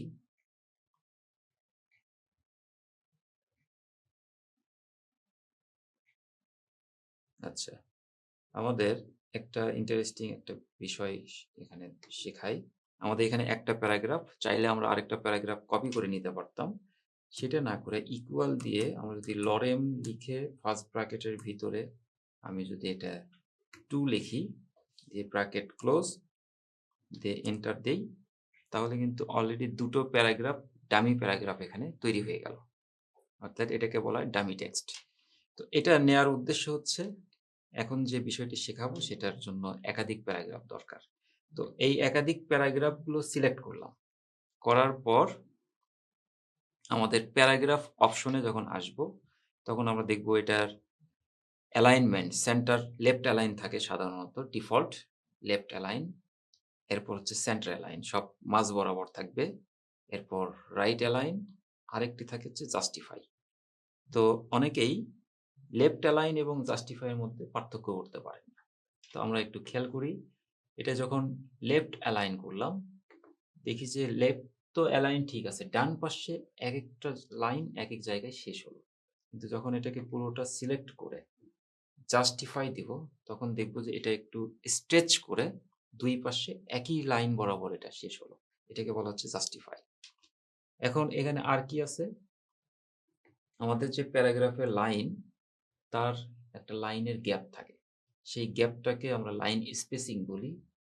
তো সেটা এখান থেকে এই যে অ্যারোতে ক্লিক করলে আমরা দেখব এটা 1.15, মানে এক লাইনের একটু বেশি আছে। নরমালি এক লাইন যদি দেই, একটু চাপা, চাপা মনে হচ্ছে। যখন এক লাইনে একটু বেশি দিব স্পেস, তখন এটা দেখতে একটু সুন্দর লাগবে। আমার চোখ এটা দেখে তৃপ্ত হবে, বেটার ফিল করবে। তো এটা কিভাবে সেট করব? এবং ভালো করে খেয়াল করেন, এটা কিন্তু পরীক্ষায় আসেই। হুম। তো আপনার এই টেকনিকটা অবশ্যই জানতে হবে। এখানে এসে অ্যারোতে ক্লিক করে যদি বলা থাকে 1.15 তাহলে এটা দিবেন। যদি 1.5 লাইন স্পেসিং বলা থাকে 1.5 দিবেন। কিন্তু কাস্টম যদি বলা থাকে, লাইন স্পেসিং অপশনস এ ক্লিক করলে আমরা যে প্যারাগ্রাফ উইন্ডো ওপেন হলো, সেখানে এসে দেখেন নিচে স্পেসিং যে গ্রুপটা আছে, সেই স্পেসিং গ্রুপের ডান পাশে লাইন স্পেসিং এ এখানে বলা আছে single, 1.5, double, at least, exactly, multiple. আমরা যে কোনো গুণিতক যখন দেব সেটা মাল্টিপল দিয়ে, হয়তো বলা থাকলো 1.3, আপনার লাইন স্পেসিং হবে 1.3, এত গুণ করে আপনি জাস্ট ওকে করে দিলেন। আগের চেয়ে কিন্তু এটা লাইন স্পেসিং বাড়লো। একটা হচ্ছে লাইন স্পেসিং। আরেকটা জিনিস খেয়াল করেন, এক প্যারাগ্রাফ থেকে আরেক প্যারাগ্রাফে একটু গ্যাপ আছে। এই দুই প্যারাগ্রাফের যে গ্যাপ, সেটাকেও কিন্তু কম বেশি করা যায়। তো সেই গ্যাপটাকে আমরা অ্যাডজাস্ট করি। তো সেটার জন্য আমাদের প্যারাগ্রাফ গ্রুপের কর্নারে যে বাটন, সেখানে ক্লিক করে আমাদের প্যারাগ্রাফ উইন্ডো ওপেন করলাম। সেখানে ইনডেন্ট অ্যান্ড স্পেসিং ট্যাবের ভিতরে যে স্পেসিং এর যে গ্রুপ, সেই গ্রুপে আসলে দুটো অপশন পাবেন, একটা হচ্ছে বিফোর, একটা আফটার। বিফোরে যদি আমি কোনো সংখ্যা বসাই, ধরেন 12 পয়েন্ট বসাচ্ছি, তার মানে প্রতিটা প্যারাগ্রাফের শুরুতে উপরে 12 পয়েন্ট স্পেস থাকবে। আর আফটারে যদি দেই, তাহলে প্রতিটা প্যারাগ্রাফের শেষে হচ্ছে যেটা দিব, এখানে 10 পয়েন্ট সেট করা আছে, 10 পয়েন্ট স্পেস থাকবে। তো আমরা এটাকে যদি সব 0 করে দেই, 0 করে দিয়ে কি অবস্থা হয় দেখি। এটার এই প্যারাগ্রাফগুলোর মাঝে কোনো স্পেস নাই। দেখতে কিন্তু খুবই অড লাগছে, আমার বুঝতে অসুবিধা হচ্ছে যে কোনটা আসলে কোন প্যারাগ্রাফ। তো এই কারণেই কিন্তু লাইন স্পেসিং দেওয়া খুবই জরুরি। তো আমরা এটাকে বিফোর যদি দেই এবার 12 পয়েন্ট, তাহলে দেখব যে প্রতিটা প্যারাগ্রাফ, এটা যখন সিলেক্ট করছি, উপরের দিকে একটু বেশি সিলেক্ট হচ্ছে, মানে 12 পয়েন্ট উপরে স্পেস দেয়া। প্রতিটা প্যারাগ্রাফের উপরে 12 পয়েন্ট স্পেস দেয়া আছে। তো এইভাবে আমরা স্পেসিংটা সেট করতে পারি। এখন আরেকটা কাজ আমরা করতে পারি, এখান থেকে আমরা ইনডেন্ট দিতে পারি। এখান থেকে একটু ইনডেন্ট দিলাম, এটা ডান দিকে সরে গেল, রাইট ইনডেন্ট। যদি একটু লেফট ইনডেন্ট দেই, আবার বামে সরে আসছে। আমরা চাইলে আরেকটু বামে নিতে পারি। আবার এখানে ক্লিক করে আমরা ইনডেন্টেশনেরই যদি আমরা রাইটে নিতে চাই, এখানে রাইট দিলাম, স্পেশাল ইনডেন্ট দেয়া যায়। এটা পরীক্ষায় অনেক সময় দেয় যে ইনডেন্ট এত, হয়তো 0.2 দিব। স্পেশাল ইনডেন্ট হচ্ছে ফার্স্ট লাইন, তার মানে শুধু প্রথম লাইনটাকে ইনডেন্ট দিয়ে একটু ভিতরের দিকে দেওয়া হলো। অথবা হ্যাঙ্গিং, মানে ফার্স্ট লাইন ঠিক জায়গায় থাকবে, নিচের অংশগুলো একটু ভিতর দিকে চলে যাবে। কতটুকু সেটা 0.5 অথবা 0.4 যেটা উল্লেখ থাকবে সেটা দিয়ে আমরা এটাকে ওকে করলাম। এই যে এটা একটা হ্যাঙ্গিং ইনডেন্টেশন হয়ে গেল। আমরা প্যারাগ্রাফে যদি আসি তাহলে এখান থেকে আরো অনেকগুলো অপশন আমরা দেখতে পাচ্ছি। স্পেসিংটা খুব গুরুত্বপূর্ণ, লাইন স্পেসিং তো অবশ্যই, বিফোর আফটার, ইনডেন্টেশন খুব জরুরি, এবং অ্যালাইনমেন্ট আমরা ঠিক করলাম। লাইন অ্যান্ড পেজ ব্রেক এটা আমরা পরে এই বিষয় নিয়ে আলোচনা করব। এখন খেয়াল করলে দেখব যে পুরো চ্যাপ্টার জুড়ে আমাদের যে ফাইল, সেখানে প্রচুর ফরম্যাটিং করা হলো, অনেক অনেক কাজ করলাম। ফলে এটা দেখতে অন্যরকম মনে হচ্ছে। আমাদের এত ফরম্যাটিং প্রয়োজন নেই। সবগুলো ফরম্যাটিং যদি ক্লিয়ার করতে চাই, তাহলে এটা এক এক করে ক্লিয়ার করলে অনেক সময় লাগবে। সহজ বুদ্ধি হচ্ছে আমরা কন্ট্রোল এ, অর্থাৎ সিলেক্ট অল, সব সিলেক্ট করে আমাদের ফন্ট গ্রুপের উপরে একদম ডান পাশে উপরে কর্নারে ক্লিয়ার অল ফরম্যাটিং, এখানে যখন ক্লিক করব সমস্ত ফরম্যাটিং কিন্তু ক্লিয়ার হয়ে গেছে। একদম স্বাভাবিক যেটা ডিফল্ট সেটিং সেটা।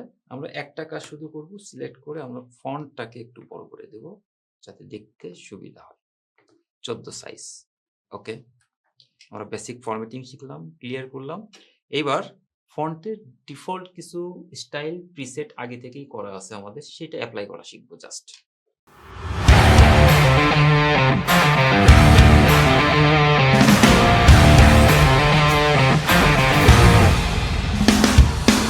অপশন আছে, সেখানে সাধারণত 1টাই সেট থাকে, দেখেই এক কলাম দেখা যাচ্ছে। নিচে 2 দিলে এটা আলাদা দুটো কলাম হবে। যদি আমরা 3 দেই 3, এরপর মোর কলামে যদি যাই সেখানে আমরা আরো প্রচুর অপশন পাবো। এখানে 3 column, left column, right column. আমরা এখানে 2 কলাম দিচ্ছি, পাশে লাইন বিটুইন দিলাম, মানে 2 কলামের মাঝখানে একটা লাইন থাকবে যেটাকে সেপারেট করবে। আমরা এখানে কলামের উইডথ চেঞ্জ করতে পারি, স্পেসিংও চেঞ্জ করতে পারি, এবং নিচে দেখেন ইকুয়াল কলাম উইডথ দেয়া আছে, তার মানে 2 কলামের উইডথটা সমান থাকবে। যদি এটা তুলে দেই টিক চিহ্নটা, তখন চাইলে আমরা একটাকে বড় একটাকে ছোট করতে পারি। তো আমরা এটাকে একটু বড় করলাম, এটাকে একটু ছোট করলাম, এটা করা যায়। আর ইকুয়াল দিয়ে দিলে একই কলামে থাকবে। আমরা এটা 0.6 এর পরিবর্তে 0.5 করে দিলাম, দিয়ে জাস্ট ওকে। এবং দেখেন আমাদের দুটো কলামের মাঝখানে একটা লাইন চলে আসছে। তো এইভাবে আমরা কোনো প্যারাগ্রাফকে, যে কোনো প্যারাগ্রাফকে, এক বা একাধিক প্যারাগ্রাফকে কলামে রূপান্তর করতে পারি।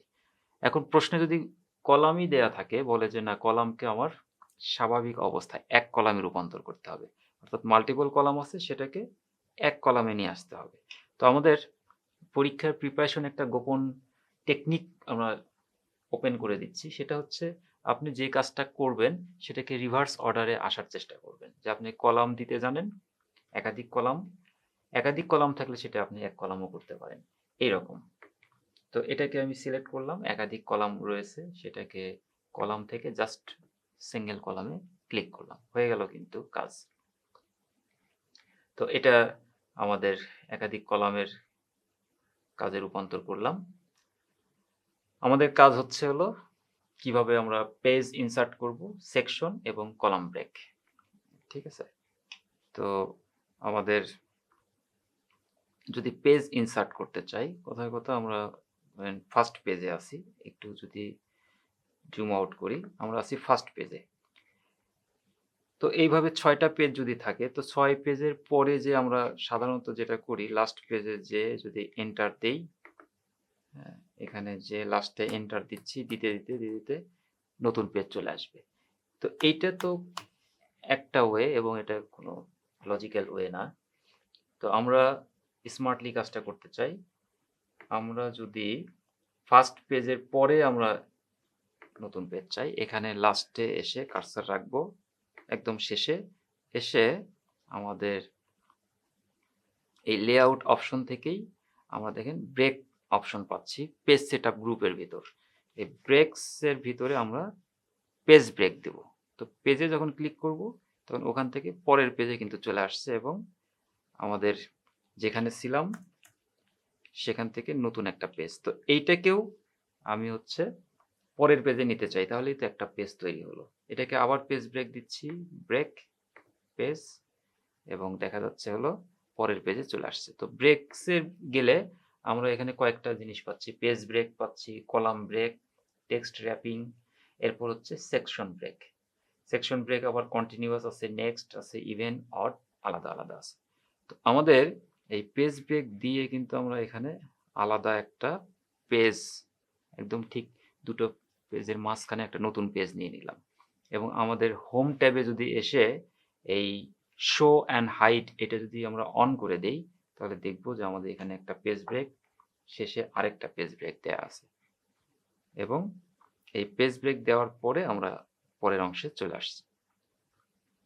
তো এটা পেজ ব্রেক যেমন দিলাম, আমাদের সেকশন ব্রেকটাও দিতে হবে, এটাও জানা থাকা উচিত। সেকশন ব্রেক যেমন অলরেডি এখানে একটা সেকশন ব্রেক তৈরি হয়ে আছে, তো আমরা এখানে একটা সেকশন ব্রেক আছে, আমরা চাইলে এটাকে এখানে কার্সার দিয়ে আমরা যদি ব্যাক স্পেস দিই বা ডিলিটে চাপ দিই, এই সেকশন ব্রেকটা ক্যান্সেল হয়ে গেল। দিয়ে আমরা এখানে একটা সেকশন ব্রেক দিব। সেকশন ব্রেক কেন দিব? যে আলাদা একটা সেকশন তৈরির জন্য, সেটাতে আমরা আলাদা ইফেক্ট অ্যাপ্লাই করব। তাহলে লেআউটে এসে ব্রেক থেকে আমরা দিচ্ছি সেকশন ব্রেক। দুইভাবে দেওয়া যায়, একটা হচ্ছে কন্টিনিউয়াস, মানে সেকশন আলাদা হবে কিন্তু একই পেজেই থাকবে, যেমন কন্টিনিউয়াস দিলাম, তাহলে এটা হচ্ছে সেকশন ব্রেক কন্টিনিউয়াস। আবার আমরা যদি এখানে এসে আমাদের এই আওয়ার প্ল্যানেটের আগে এখান থেকে যদি আমরা একটা ব্রেক দেই, এই ব্রেকে এসে সেকশন ব্রেক দিব কিন্তু নেক্সট পেজ, তাহলে কিন্তু আমরা এটা পরের পেজে চলে আসছি। তাহলে আমাদের প্ল্যানেট, এবং এরপরে আমি আরেকটা সেকশন ব্রেক দিচ্ছি টেবিলের আগে, দিয়ে ব্রেক, এবং সেটাও নেক্সট পেজ। তাহলে এই পেজে এইটুকু অংশ একটা আলাদা সেকশন তৈরি হয়ে গেল। এবার এই অংশটাতে আমরা আলাদাভাবে কাজ করতে পারি, যেমন আমরা এর আগে যা শিখলাম, ডিজাইনে যে যদি পেজ কালার দেই, যে কোনো একটা কালার আমরা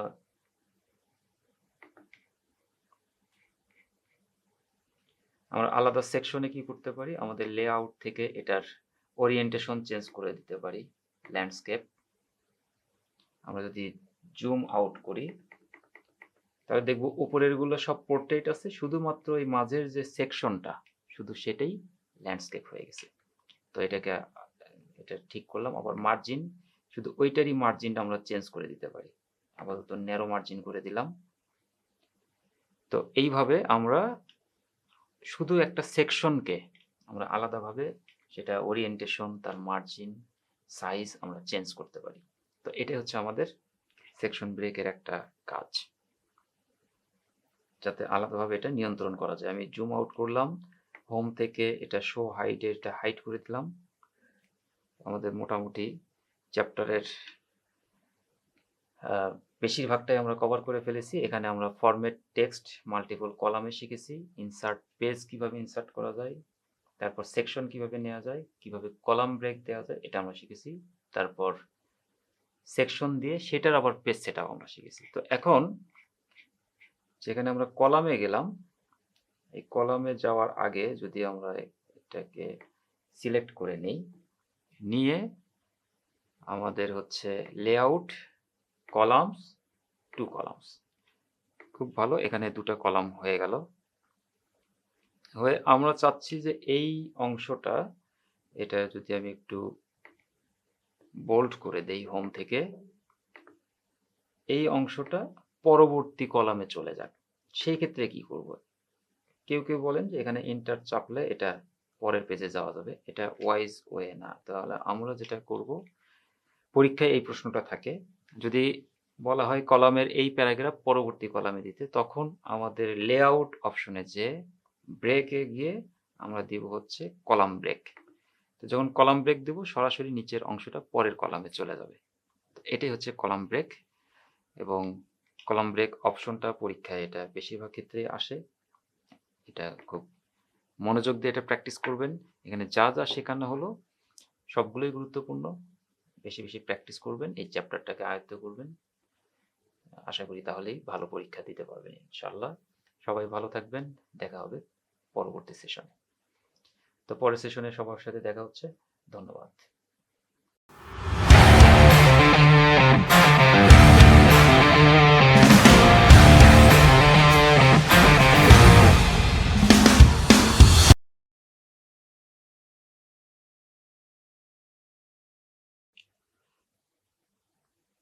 আসসালামু আলাইকুম। আমরা চ্যাপ্টার 4 নিয়ে আলোচনা শুরু করছি। এই চ্যাপ্টারের আমরা টেবিল এবং লিস্ট নিয়ে কথা বলবো।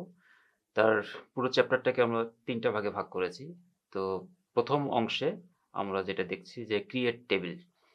কিভাবে টেবিল তৈরি করতে হয় সেটা, আমরা টেক্সটকে টেবিলে কনভার্ট করব, আবার টেবিলকে টেক্সটে কনভার্ট করব, এবং স্পেসিফিকভাবে নির্দিষ্ট রো এবং কলাম দিয়ে আমরা টেবিল তৈরি করা শিখব ফার্স্ট চ্যাপ্টারে। তো চলুন আমরা শুরু করি। আমাদের চ্যাপ্টার 4 এর যে এক্সারসাইজ ফোল্ডার রয়েছে সেখান থেকে 4.1 এবং নিচে আরও দুটো এক্সট্রা ফাইল রয়েছে, টেক্সট টেবিল এবং টেক্সট টেবিল ক্লিন। আমরা তিনটাই অন করে রেখেছি, ধাপে ধাপে সবগুলোই ব্যবহার করব আমরা। তাহলে আমাদের প্রথমে আমরা দেখছি যে আমাদের ইয়েতে এই টেক্সট টেবিল যে ডকুমেন্ট, সেখানে একটা পেজে বেশ কিছু টেক্সট রয়েছে, শুধু টেক্সট, এবং দেখে মনে হচ্ছে যে হ্যাঁ, একটু ফরম্যাটিং করা, এদের অ্যালাইনমেন্টগুলো একটু ভালো। তো এই টেক্সটগুলোকেই আমরা টেবিলে কনভার্ট করব। কিভাবে? আমরা কন্ট্রোল এ দিয়ে সবগুলো সিলেক্ট করছি।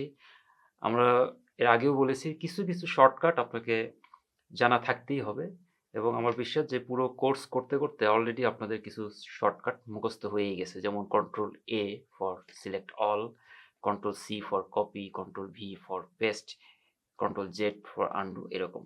তো আমরা সিলেক্ট করলাম, সিলেক্ট করে আমরা যদি ইনসার্টে যাই, ইনসার্ট ট্যাবের আন্ডারে আমরা দেখব টেবিল গ্রুপ, এবং টেবিল গ্রুপে অ্যারোতে ক্লিক করলে আমাদের নিচে দেখা যাচ্ছে ইনসার্ট টেবিল, ড্র টেবিল, এবং ঠিক তার নিচে কনভার্ট টেক্সট টু টেবিল। এখানে ক্লিক করব, convert text to table. Click করলে কনভার্ট টেক্সট টু টেবিল যে উইন্ডো সেটি ওপেন হলো, এবং এখানে বলা হচ্ছে নাম্বার অফ কলাম 3। আমরা কিছু বলিনি, এটা নিজেই অ্যানালাইসিস করে দেখলো যে এখানে 3টি কলাম করা যায় এই টেক্সট থেকে, এবং এটা ঠিক আছে। নাম্বার অফ রো এটা চেঞ্জ করার কোনো সুযোগ নেই। এখানে ওরা খুঁজে খুঁজে 20টি রো পেয়েছে, তাই 20টি সিলেক্ট করা আছে। এখানে আমাদের যা করার আছে অটো ফিট বিহেভিয়ার, এটা খুব গুরুত্বপূর্ণ। কারণ ফিক্সড কলাম উইথ যদি অটো দিয়ে দেই, তাহলে এটা অটো থাকতে পারে, অথবা আমরা অটো ফিট টু কন্টেন্ট দিয়ে দিতে পারি। অর্থাৎ কন্টেন্টের জন্য যেটুকু জায়গা প্রয়োজন টেবিলটা স্কুইজ করে সেইটুকু জায়গায় নেবে। তো আমরা আরেকটা হচ্ছে অটো ফিট টু উইন্ডো, এটা উইন্ডো অনুযায়ী ফিট হবে। তো আমরা আপাতত ফিক্সড কলাম উইথ দিয়ে রাখছি, যে সবগুলো কলামের উইথটা একই রকম হবে। এখন নিচের অংশটি গুরুত্বপূর্ণ বিষয় আমাদের এই টেক্সট টু টেবিল তৈরির জন্য। যেমন সেপারেটেড টেক্সট অ্যাড, আমার যে টেবিল তৈরি হলে সেখানে কলাম থাকবে, সেখানে রো থাকবে, তো সেগুলো কোনটা কোথায় যাবে, কিভাবে আলাদা করব টেক্সটগুলোকে, সেটা আমাদের হতে পারে প্যারাগ্রাফ, হতে পারে যদি প্যারাগ্রাফ মার্কস দেয়া থাকে, বা অনেক সময় কমা দিয়ে আমরা আলাদা করি। এই ক্ষেত্রে ট্যাব দেয়া আছে, ট্যাব দিয়ে আলাদা করা আছে। আর যদি এর বাইরেও আরও কিছু থাকে, সেটা যেটাই থাকুক সেটা আমরা এখান থেকে দিয়ে আমরা আলাদা করতে পারি। তো এখানে যেহেতু ট্যাব দেয়া আছে, ট্যাব সিলেক্ট করে আমরা ওকেতে ক্লিক করলাম, এবং আমাদের কিন্তু টেবিল তৈরি হয়ে গেছে।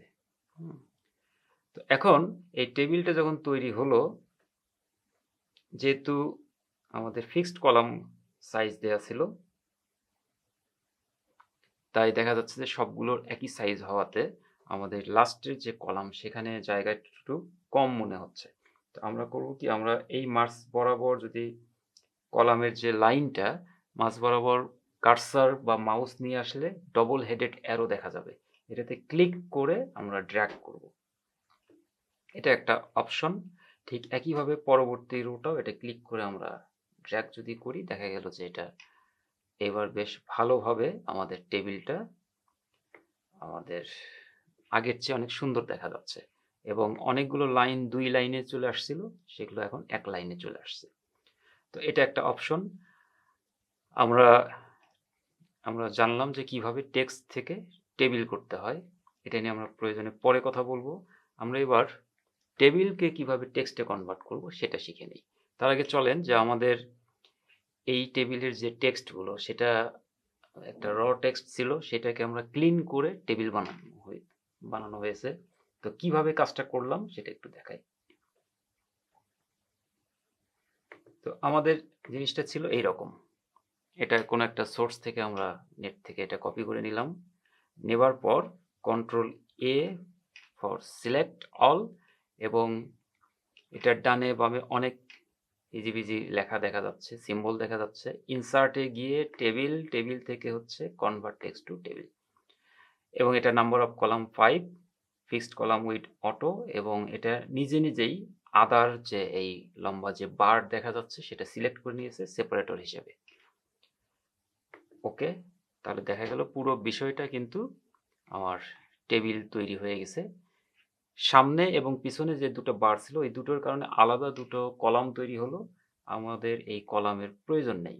তখন আমরা করব কি, এই কলামে কার্সার রেখে আমাদের লেআউট অপশনে আসলে এখান থেকে ডিলিট একটা অপশন আছে, ডিলিট সেল। শুধু যে সেলে কার্সার আছে সেটা, আমাদের এটাকে সেল বলা হচ্ছে। তারপর যদি এটাকে এই বরাবর সিলেক্টেড এরিয়াটাকে বলা হচ্ছে রো, এবং লম্বালম্বি যেগুলো সেগুলো হচ্ছে কলাম। তো আমাদের এটা সেল ডিলিট করতে পারি, কলাম ডিলিট করতে পারি, রো ডিলিট করতে পারি, অথবা পুরো টেবিলটাই ডিলিট করতে পারি। তো আমরা এখানে কলামটা ডিলিট করব, কারণ এই পাশে কলামটা ফাঁকা। একইভাবে শেষের যেটা লাস্ট কলাম সেটাও আমরা একইভাবে ডিলিট করি, ডিলিট, ডিলিট কলাম। এবং দেখা যাচ্ছে যে মাঝের দ্বিতীয় রোটাও প্রয়োজনের না, অপ্রয়োজনীয় জিনিস, এটাও ডিলিট, ডিলিট রো। এখন আমরা টেবিলটাতে আমাদের হচ্ছে কার্সার আছে। আমরা চাইলে এখান থেকে এটাকে একটু বড় ছোট করতে পারি। তো সেটা পরের বিষয়। আমরা এই টেবিলকে এখন টেক্সটে কনভার্ট করব। তাহলে কিভাবে করা যায়? টেবিলে কার্সার রেখে, অথবা পুরো টেবিলটা এখান থেকে কার্সার রেখে লেআউট ট্যাবে এসে একদম বাম পাশে যে টেবিল গ্রুপ, সেখানে দেখা যাচ্ছে সিলেক্ট, সিলেক্ট থেকে সিলেক্ট টেবিল, পুরো টেবিল সিলেক্ট হয়ে গেল। এরপর লেআউট অপশনের সর্বডানে দেখব যে কনভার্ট টু টেক্সট,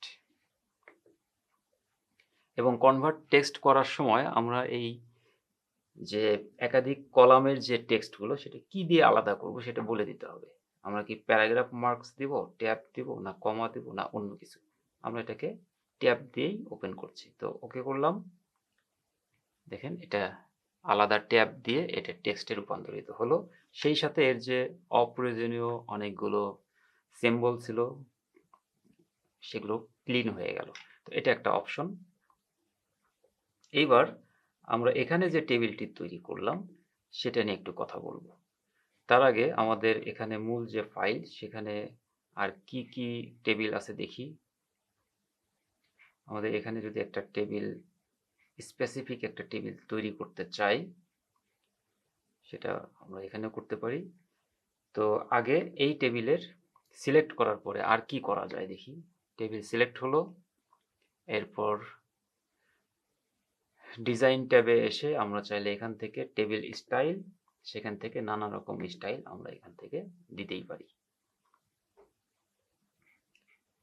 তো এইবার এটার নিচে আমরা একটা নিজের আরেকটা টেবিল তৈরি করব। ইনসার্ট থেকে এবার টেবিল তৈরি করব নির্দিষ্ট কলাম এবং নির্দিষ্ট রোর মাধ্যমে। পরীক্ষায় অনেক সময় বলা থাকবে যে 3 কলাম এবং 5th রো বিশিষ্ট, মানে 3 টা কলাম এবং 5 টা রো বিশিষ্ট একটা টেবিল তৈরি করো। তো টেবিলে যেয়ে আমরা সরাসরি ইনসার্ট টেবিলে ক্লিক করব, অথবা এটাও একটা অপশন আছে, টেবিল থেকে সরাসরি এখানে যে আমরা দেখতে পাচ্ছি প্রথম অংশটা থাকে কলাম সংখ্যা, আর পরের যে অংশ সংখ্যাটি সেটা হচ্ছে রো। তো 4/2 মানে 4টা কলাম 2টা রো। আমরা যদি এদিকে নেই 4/5 মানে 4 কলাম 5টি রো। এইভাবে আমরা সিলেক্ট করতে পারি। তো এটা সিলেক্ট হলো, এটা একটা অপশন। আমরা সিলেক্ট করে এটাকে ডিলিট করে দিচ্ছি। সাধারণত টেবিল সিলেক্ট করে ব্যাক স্পেসে প্রেস করলে এটা ডিলিট হয়ে যায়, অথবা পুরোপুরি টেবিল সিলেক্ট করে টেবিলের লেআউট থেকে ডিলিট করা যায়। তো আমরা ইনসার্ট থেকে টেবিল এবং সেখানে ইনসার্ট টেবিলে ক্লিক করব। ইনসার্ট টেবিল এই উইন্ডো চলে আসছে। এখানে টেবিল সাইজ বলতে হবে, নাম্বার অফ কলাম কয়টা চাই, আমরা বলতেছি 3টা কলাম চাই। নাম্বার অফ রো আমরা দিয়ে দিলাম 5টা। এখন আমরা কি ফিক্সড কলাম উইডথ দেবো, অটো ফিট কন্টেন্ট দেবো, না অটো ফিট টু উইন্ডো দেবো? আমরা অটো ফিট টু উইন্ডো দিয়ে দিলাম, দিয়ে ওকে। তার মানে পুরো টেবিলটা আমাদের উইন্ডো সাইজ অনুযায়ী ফিট হলো। এবার আমরা এখানে যদি টেক্সট দেই নেম, রোল এবং ক্লাস দিয়ে আমরা ট্যাব দিয়ে দিয়ে পরের সেলগুলোতে যাব। আকাশ, রোল যদি 1 নেই, ক্লাস হচ্ছে 12, তারপর হচ্ছে আলিফ, যে রোল 7, ক্লাস 11, রিফাত, রোল 4, এটা 12, সামি, রোল 3, এটা 11। এখন আমার সবগুলো ইনপুট দেওয়া যখন শেষ, আমাদের আরো রো নিতে হবে, তখন জাস্ট একটা ট্যাবে প্রেস করলে নিচে নিচে রো চলে আসবে এবং আমরা যত সংখ্যক রো খুশি এটা নিতে পারি, যত সংখ্যক প্রয়োজন আমরা এভাবে নিতে পারি। এটাকে আমরা সাবি 9, 10। তো এটা হচ্ছে আমাদের টেবিল তৈরি করা। তাহলে আমরা টেক্সট থেকে টেবিল তৈরি করা শিখলাম, তারপরে হচ্ছে আবার টেবিল আছে সেখান থেকে টেক্সটে কনভার্ট করাও আমরা শিখলাম। এরপরে আমরা শিখলাম হচ্ছে কিভাবে নির্দিষ্ট সংখ্যক কলাম এবং রো নিয়ে টেবিল তৈরি করা যায়। তো এরপরে আমরা এই টেবিলগুলো, যে টেবিল তৈরি করলাম, সেগুলো কিভাবে ফরম্যাট করতে হয়, সেখানে বিভিন্ন স্টাইল দেওয়া, রো যুক্ত করা, ডিলিট করা, এই সমস্ত বিষয়গুলো আমরা শিখব। তো এখানে যা যা শেখানো হলো, বিশেষ করে টেক্সট টু টেবিল আর টেবিল টু টেক্সট, এটা কিন্তু পরীক্ষায় এবং নির্দিষ্ট সংখ্যক টেবিল ইনসার্ট করে, এটা পরীক্ষায় আসে, নিয়মিতভাবেই আসে। ফলে কোনোভাবেই যেন এটা ভুল না হয়, বেশি বেশি প্র্যাকটিস করে জিনিসটি আয়ত্ত করবেন।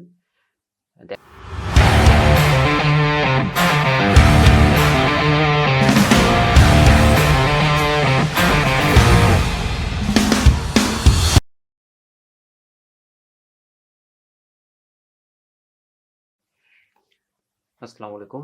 আমরা চ্যাপ্টার 4-এ টেবিল নিয়ে কাজ করছি। এখানে চ্যাপ্টার 4-এর 2 নম্বর সেকশনে আমরা টেবিল মডিফাই করা শিখব, কিভাবে টেবিলের ডাটাগুলো সর্ট করতে হয়, সেটার মার্জিন এবং সেল স্পেসিং কিভাবে দিতে হয়, তারপর সেল কিভাবে মার্জ করে বা স্প্লিট করে এগুলো আমরা দেখব। টেবিল রিসাইজ করা শিখব, রো এবং কলামগুলো রিসাইজ করা শিখব। সেই সাথে টেবিল স্প্লিট এবং আমরা টেবিলের যে হেডার থাকে সেটা কিভাবে রিপিট করতে হয় সেটাও আমরা দেখব। তো চলুন আমরা 4.2 যে টেবিলের যে আমাদের এক্সারসাইজ ফাইল রয়েছে সেটি আমরা ওপেন করছি। আমরা এটা ওপেন করে আমরা প্রথমেই টেবিলের ডেটাগুলো একটু সর্ট করা শিখব। তাহলে টেবিলের ডেটা সর্ট করার জন্য আমাদের যদি এই টেবিলটাকে সিলেক্ট করি, ধরে নিচ্ছি এই টেবিলের ডেটাগুলোই আমরা সর্ট করতে চাই, তাহলে টেবিলে কার্সার রেখে আমাদের লেআউট অপশনে, মানে লেআউট ট্যাবে এসে সর্টে যখন ক্লিক করব, তখন এই সর্ট এটা ওপেন হবে, সর্ট বাই। এখানে খেয়াল করলে দেখব যে এখানে আমাদের টেবিলের যে 3টি হেডার রয়েছে, প্ল্যানেট, 3টা কলাম কলামের হেডার ডায়ামিটার ডিস্টেন্স ফ্রম সান, তো সেটা এখানে শো করছে। অ্যারোতে ক্লিক করলে তিনটেই দেখাবে, প্ল্যানেট, ডায়ামিটার, ডিস্টেন্স ফ্রম সান। এটা দেখাচ্ছে কারণ নিচে আমরা হেডার রো যে আছে এই টেবিলে সেটা বলে রেখেছি। যদি নো হেডার রো বলতাম তাহলে কিন্তু কলাম 1 2 3 দেখাতো। তো আমরা প্রথমেই চেক করে নেব হেডার রোটা অ্যাক্টিভ আছে কিনা এবং সত্যিই সেই টেবিলের হেডার আছে কিনা। এরপর আমরা ডিস্টেন্স ফ্রম সান যদি দেখি সেটা কি নাম্বার নাকি ডেট নাকি টেক্সট। এটা যেহেতু নাম্বার, আমরা নাম্বার নিয়ে অ্যাসেন্ডিং অথবা ডিসেন্ডিং করতে পারি। অ্যাসেন্ডিং মানে ছোট থেকে বড়, 0 1 2 3 4 5 এইভাবে হচ্ছে অ্যাসেন্ডিং। আর ডিসেন্ডিং হচ্ছে বড় থেকে ছোট, যেমন 10 9 8 7 6 5 4 3 2 1, এটা হচ্ছে ডিসেন্ডিং অর্ডার। আবার ক্যারেক্টারের অ্যাসেন্ডিং ডিসেন্ডিং হয়, যেমন এ থেকে জেড হচ্ছে অ্যাসেন্ডিং আর জেড থেকে এর দিকে আসলে তখন এটা ডিসেন্ডিং অর্ডার। তো এটা নিয়ে জাস্ট ওকে করলে আমরা দেখব ডিস্টেন্স ফ্রম সান থেকে ছোট থেকে আস্তে আস্তে এটা বড় হচ্ছে। আবার উল্টোটাও করতে পারি, ডায়ামিটারকে আমরা ডিসেন্ডিং অর্ডারে সাজাতে পারি। সর্টে গেলাম, যে আমরা এটাকে ডায়ামিটার নিচ্ছি, আমরা দেখব যে সবচেয়ে বড় থেকে আস্তে আস্তে ছোট গ্রহগুলো দেখব। এরপর এটাকে ডিসেন্ডিং দিয়ে জাস্ট ওকে, তাহলে দেখব ডায়ামিটার আর্থের সবচেয়ে বেশি, তার চেয়ে ছোট ভেনাস, মার্স এবং সবচেয়ে ছোট মার্কারি। তো আমাদের এটা গেল, আমরা সর্ট করা শিখলাম। তো এখানে আরো কিছু বিষয় আমাদের বলি, এটা একেবারে সিম্পল একটা টেবিল ডিজাইন। তো যখন ডিজাইন ট্যাবে যাব, এটা সিলেক্ট করে, আমরা সিলেক্ট করার অপশনটাও বলছি, কার্সার রেখে লেআউট অপশনে যে সিলেক্ট থেকে সিলেক্ট টেবিল সিলেক্ট করে যখন ডিজাইন অপশনে যাব, তখন এখানে প্রথমেই আছে হেডার রো। এটার রো আমাদের টেবিলে থাকবে কিনা আমরা বলে দিলাম, হেডার রো আছে। তারপর ফার্স্ট কলাম আছে এখানে এবং ব্যান্ডেড রো। তো এটা বোঝা যাচ্ছে না, যখন আমরা এখান থেকে একটা সুন্দর ডিজাইন দেব তখন আমরা এটা বুঝতে পারবো। এটা সিলেক্ট করলাম এবং এখানেও একই কথা, যে প্রতিটি টেবিল ডিজাইনের আমার নাম জানতে হবে, যেমন গ্রিড টেবিল 3 এক্সেন্ট 3, এগুলো সব নিচে গ্রিড টেবিল। তারপর লিস্ট টেবিল আইটেম আছে, এগুলো হচ্ছে লিস্ট টেবিল 2 এক্সেন্ট 2, এটা লিস্ট টেবিল 2 এক্সেন্ট 3 দেওয়ার পর এখানে যদি ব্যান্ডেড রো না দেই তাহলে দেখা যাবে সবগুলো একই রকম ডিজাইন। আর যখন ব্যান্ডেড রো দেব তখন বেজোড় সংখ্যক যে রো গুলো সেগুলো আলাদা কালার হবে, যেটা বুঝতে সুবিধা হবে আমাদের। তো এটার আমরা অন্য একটা ডিজাইন দিচ্ছি, এই ডিজাইন। তো এখান থেকে আমরা ডিজাইন চেঞ্জ করতে পারি, আরো চেঞ্জ করতে পারি হলো নির্দিষ্ট সেলের ডিজাইন আমরা চেঞ্জ করতে পারি। আমরা যদি প্রথম রোটাকে সিলেক্ট করি, করে শেডিং এ আসি, শেডিং থেকে আমরা এটার কালার চেঞ্জ করে দিতে পারি অন্য একটা কালার। আবার ইন্ডিভিজুয়াল একটা করে সেল, এই সেলের কালারও আমরা চেঞ্জ করতে পারি। শেডিং থেকে আমরা এটার কালার একটু ডার্ক করে দিলাম। তারপর ফন্টের যে কালার সেটাকে আমরা একটু চেঞ্জ করে এটাকে যদি অটোমেটিক করে দেই, সিলেক্ট টেক্সট সিলেক্ট করে, এই যে যখনই টেক্সট সিলেক্ট করব নিচে এই অপশনটা ফরম্যাটিং অপশন চলে আসবে, সেখান থেকে ফন্ট কালার আমরা অটোমেটিক দিয়ে দিলাম। তো অটোমেটিক দেওয়ার সুবিধা কি? অটোমেটিক দেওয়ার সুবিধা হচ্ছে যদি আমি এই কালারটাকে বেশি ডার্ক করি ব্যাকগ্রাউন্ড, টেক্সট লাইট হবে, আর ব্যাকগ্রাউন্ডটা যদি লাইট হয় টেক্সটটা ডার্ক হয়ে যাবে। তো এটার শেডিং থেকে আমরা যদি এখানে এসে ডার্ক একটা কালার দেই তাহলে টেক্সটটা কিন্তু লাইট হয়ে যাচ্ছে। এটা হচ্ছে ফন্টের অটোমেটিক কালারের সুবিধা। তো এইভাবে ধরে ধরে আমরা প্রতিটা বিষয় আমরা কাজ করতে পারি। আমাদের ব্যান্ডেড কলাম দেওয়ার অপশন আছে, লাস্ট কলাম আমরা সেট করতে পারি, টোটাল রো সেট করতে পারি, এখান থেকে সবগুলো চেক করে দেখব। এবং এটার বর্ডার আমরা কি দিব সেই বর্ডারগুলো আমরা চেঞ্জ করে সেটার কালার আমরা এখান থেকে দিতে পারি। বর্ডার যদি মনে করি যে বর্ডার কোনোটাতেই থাকবে না টেবিলের, নো বর্ডার, তাহলে এই টেবিলে কিন্তু কোনো বর্ডার নাই। আমরা টেবিল সিলেক্ট করে আমরা বর্ডার থেকে আমরা দিয়ে দিচ্ছি নো বর্ডার, তাহলে এই টেবিলের আর কোনোই বর্ডার থাকলো না। তো এভাবে আমরা টেবিলকে ডিজাইনে নিয়ে এসে টেবিলের ডিজাইন চেঞ্জ করা সম্ভব। এবং এটা বেশি বেশি এটা প্র্যাকটিস করে আপনারা আয়ত্ত করবেন। লেআউটে আসলে আমরা দেখব যে বেশ কিছু জিনিস রয়েছে এখানে। আমরা টেবিলের প্রপার্টিজ আমরা দেখতে পারি, table, row, column, cell, alter text, এগুলো এখান থেকে সেট করা যায়। তো অনেক সময় প্রশ্নে টেবিলের অল্টার টেক্সট সেট করতে বলে, তখন প্রপার্টিজে এসে অল্টার টেক্সটে আমরা টাইটেল এবং ডেসক্রিপশন দিয়ে দিতে পারি যদি সেই অনুযায়ী ইনস্ট্রাকশন দেয়া থাকে। এবং এই টেবিলটা পুরোটা সিলেক্ট করছি, পুরোটা টেবিল সিলেক্ট করে এটার যদি রোর হাইট কম বা বেশি করতে বলে সেটা আমরা এখান থেকেই করতে পারি। যেমন এখান থেকে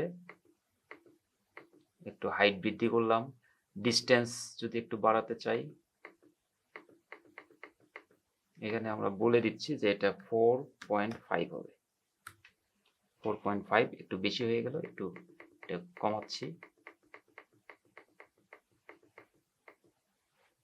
এটা আমরা দিয়ে দিই 1.7 দিয়ে দিলাম, 1.7।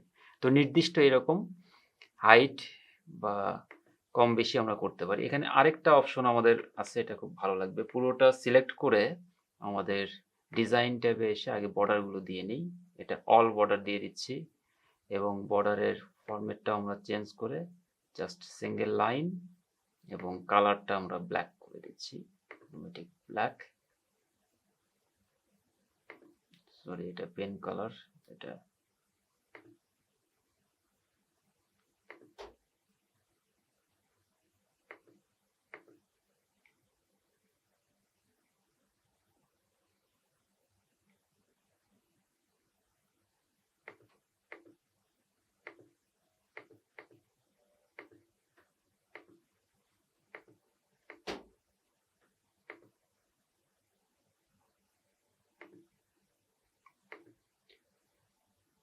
আচ্ছা। আমাদের এটা বর্ডার পেইন্টার অ্যাক্টিভ হয়েছিল, আমরা এখান থেকে বর্ডার দিয়ে দিলাম অল বর্ডার এবং সেটা নেয়ার পর আমরা যদি এটাকে একটু বড় করি, করে কোনো একটা এই মাঝখানে ক্লিক করে ডবল হেডেড অ্যারো যে আসলে এটাকে ক্লিক করে আমরা এটাকে ডানে বামে ছোট বড় করতে পারি।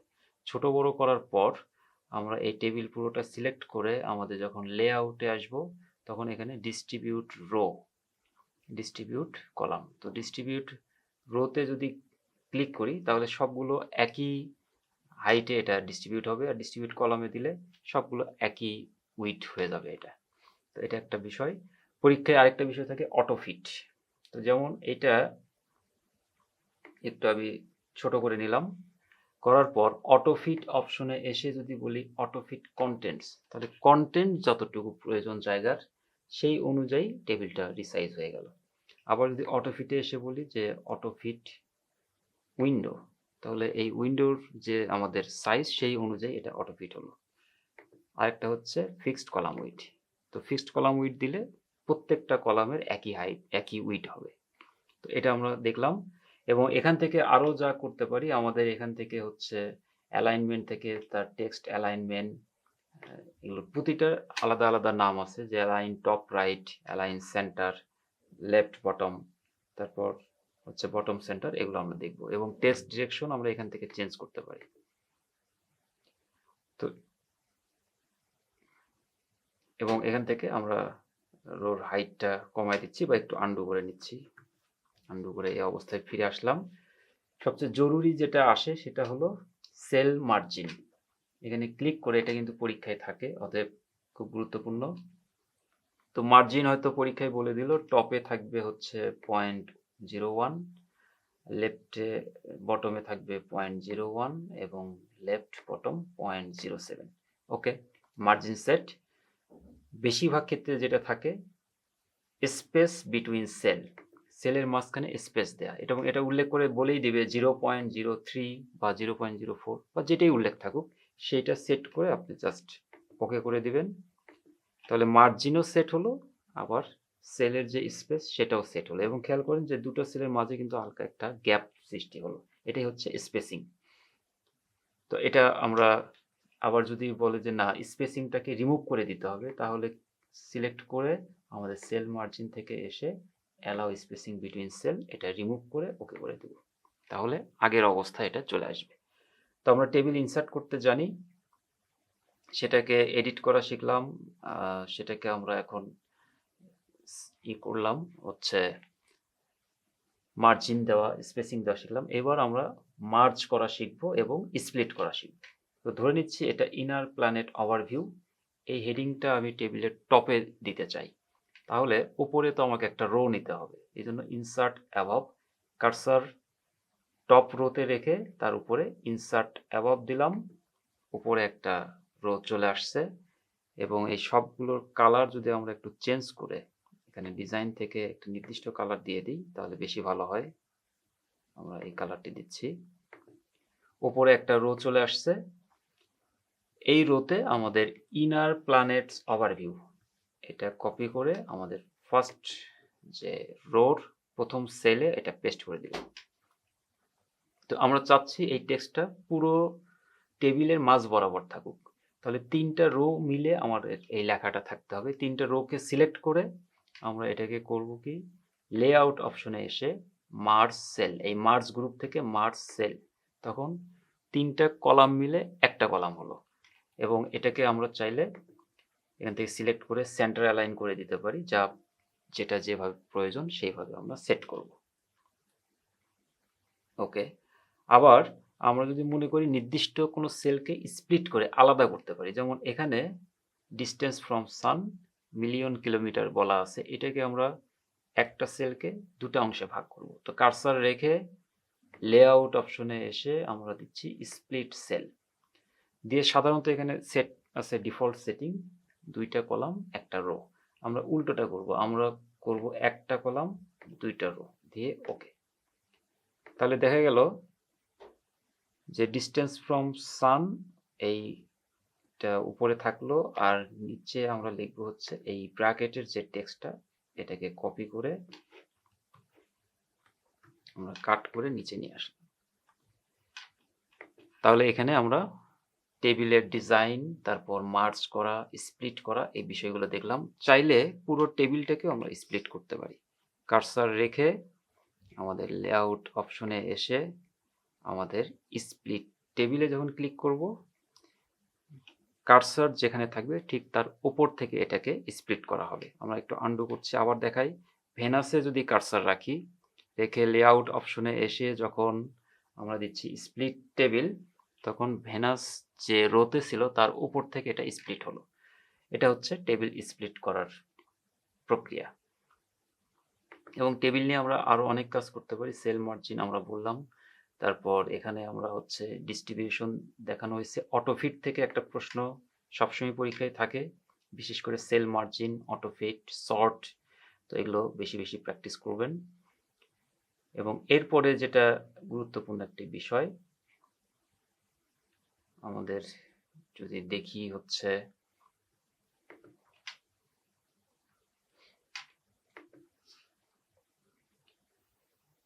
এগুলোকে একটু রিমুভ করার প্রক্রিয়া দেখি। লেআউট থেকে আমাদের ডিলিট থেকে এই রোটা আমরা ডিলিট করে দিই, ডিলিট রো করে আমরা আমাদের পরবর্তী আউটার প্ল্যানেট এখানে আসছি। তো আউটার প্ল্যানেটে এসে এখানে একটু কিছু স্টাইল দেব। এই লেআউটে আমাদের লেআউট টেবিল সিলেক্ট, ডিজাইনে যে ডিজাইন থেকে আমরা গ্রিড টেবিল ফর এক্সেন্ট 2 এই স্টাইলটি দিলাম। এবং আমাদের এখানে প্রয়োজনে এই নিচের যে টেক্সট সেটাকে চাইলে আমরা রিমুভ করতে পারি। তো চাইলে সেটাকে রিমুভ করেও দেওয়া যায়, রিমুভ করে দিলাম। দিয়ে আমরা চাচ্ছি যে এই টেবিলটা দুটো পেজেই আছে, উপরের পেজেও আছে নিচের পেজেও, কিন্তু উপরের পেজে যে হেডিংটা আছে নিচের পেজে সেটা নাই। তো নিচের পেজে যদি সেটা দেখতে চাই, ক্লিক করে আমাদের লেআউট অপশনে যে রিপিট হেডার রো যখন ক্লিক করব, উপরের টেবিলে তো হেডার থাকলোই, নিচের টেবিলেও একই হেডার থাকলো। এই টেবিলটা যদি 3, 4 বা 5 পেজে একাধিক পেজেও চলে যায়, প্রতিটা পেজের টপে এই হেডারটা চলে আসবে। এটি হচ্ছে রিপিট হেডার রো। তো এই যে বিষয়গুলো আমরা শিখলাম এটা খুব গুরুত্ব সহকারে এটা প্র্যাকটিস করব, কারণ এখান থেকে অনেকগুলো প্রশ্ন আমি যেটা উল্লেখ করে বলে দিলাম সেগুলো পরীক্ষায় আসবে। বিশেষ করে repeat header row, sort, cell spacing, এরপর হচ্ছে হলো অটোফিট, হ্যাঁ, এরকম অনেকগুলো গুরুত্বপূর্ণ বিষয়, text to table, table to text.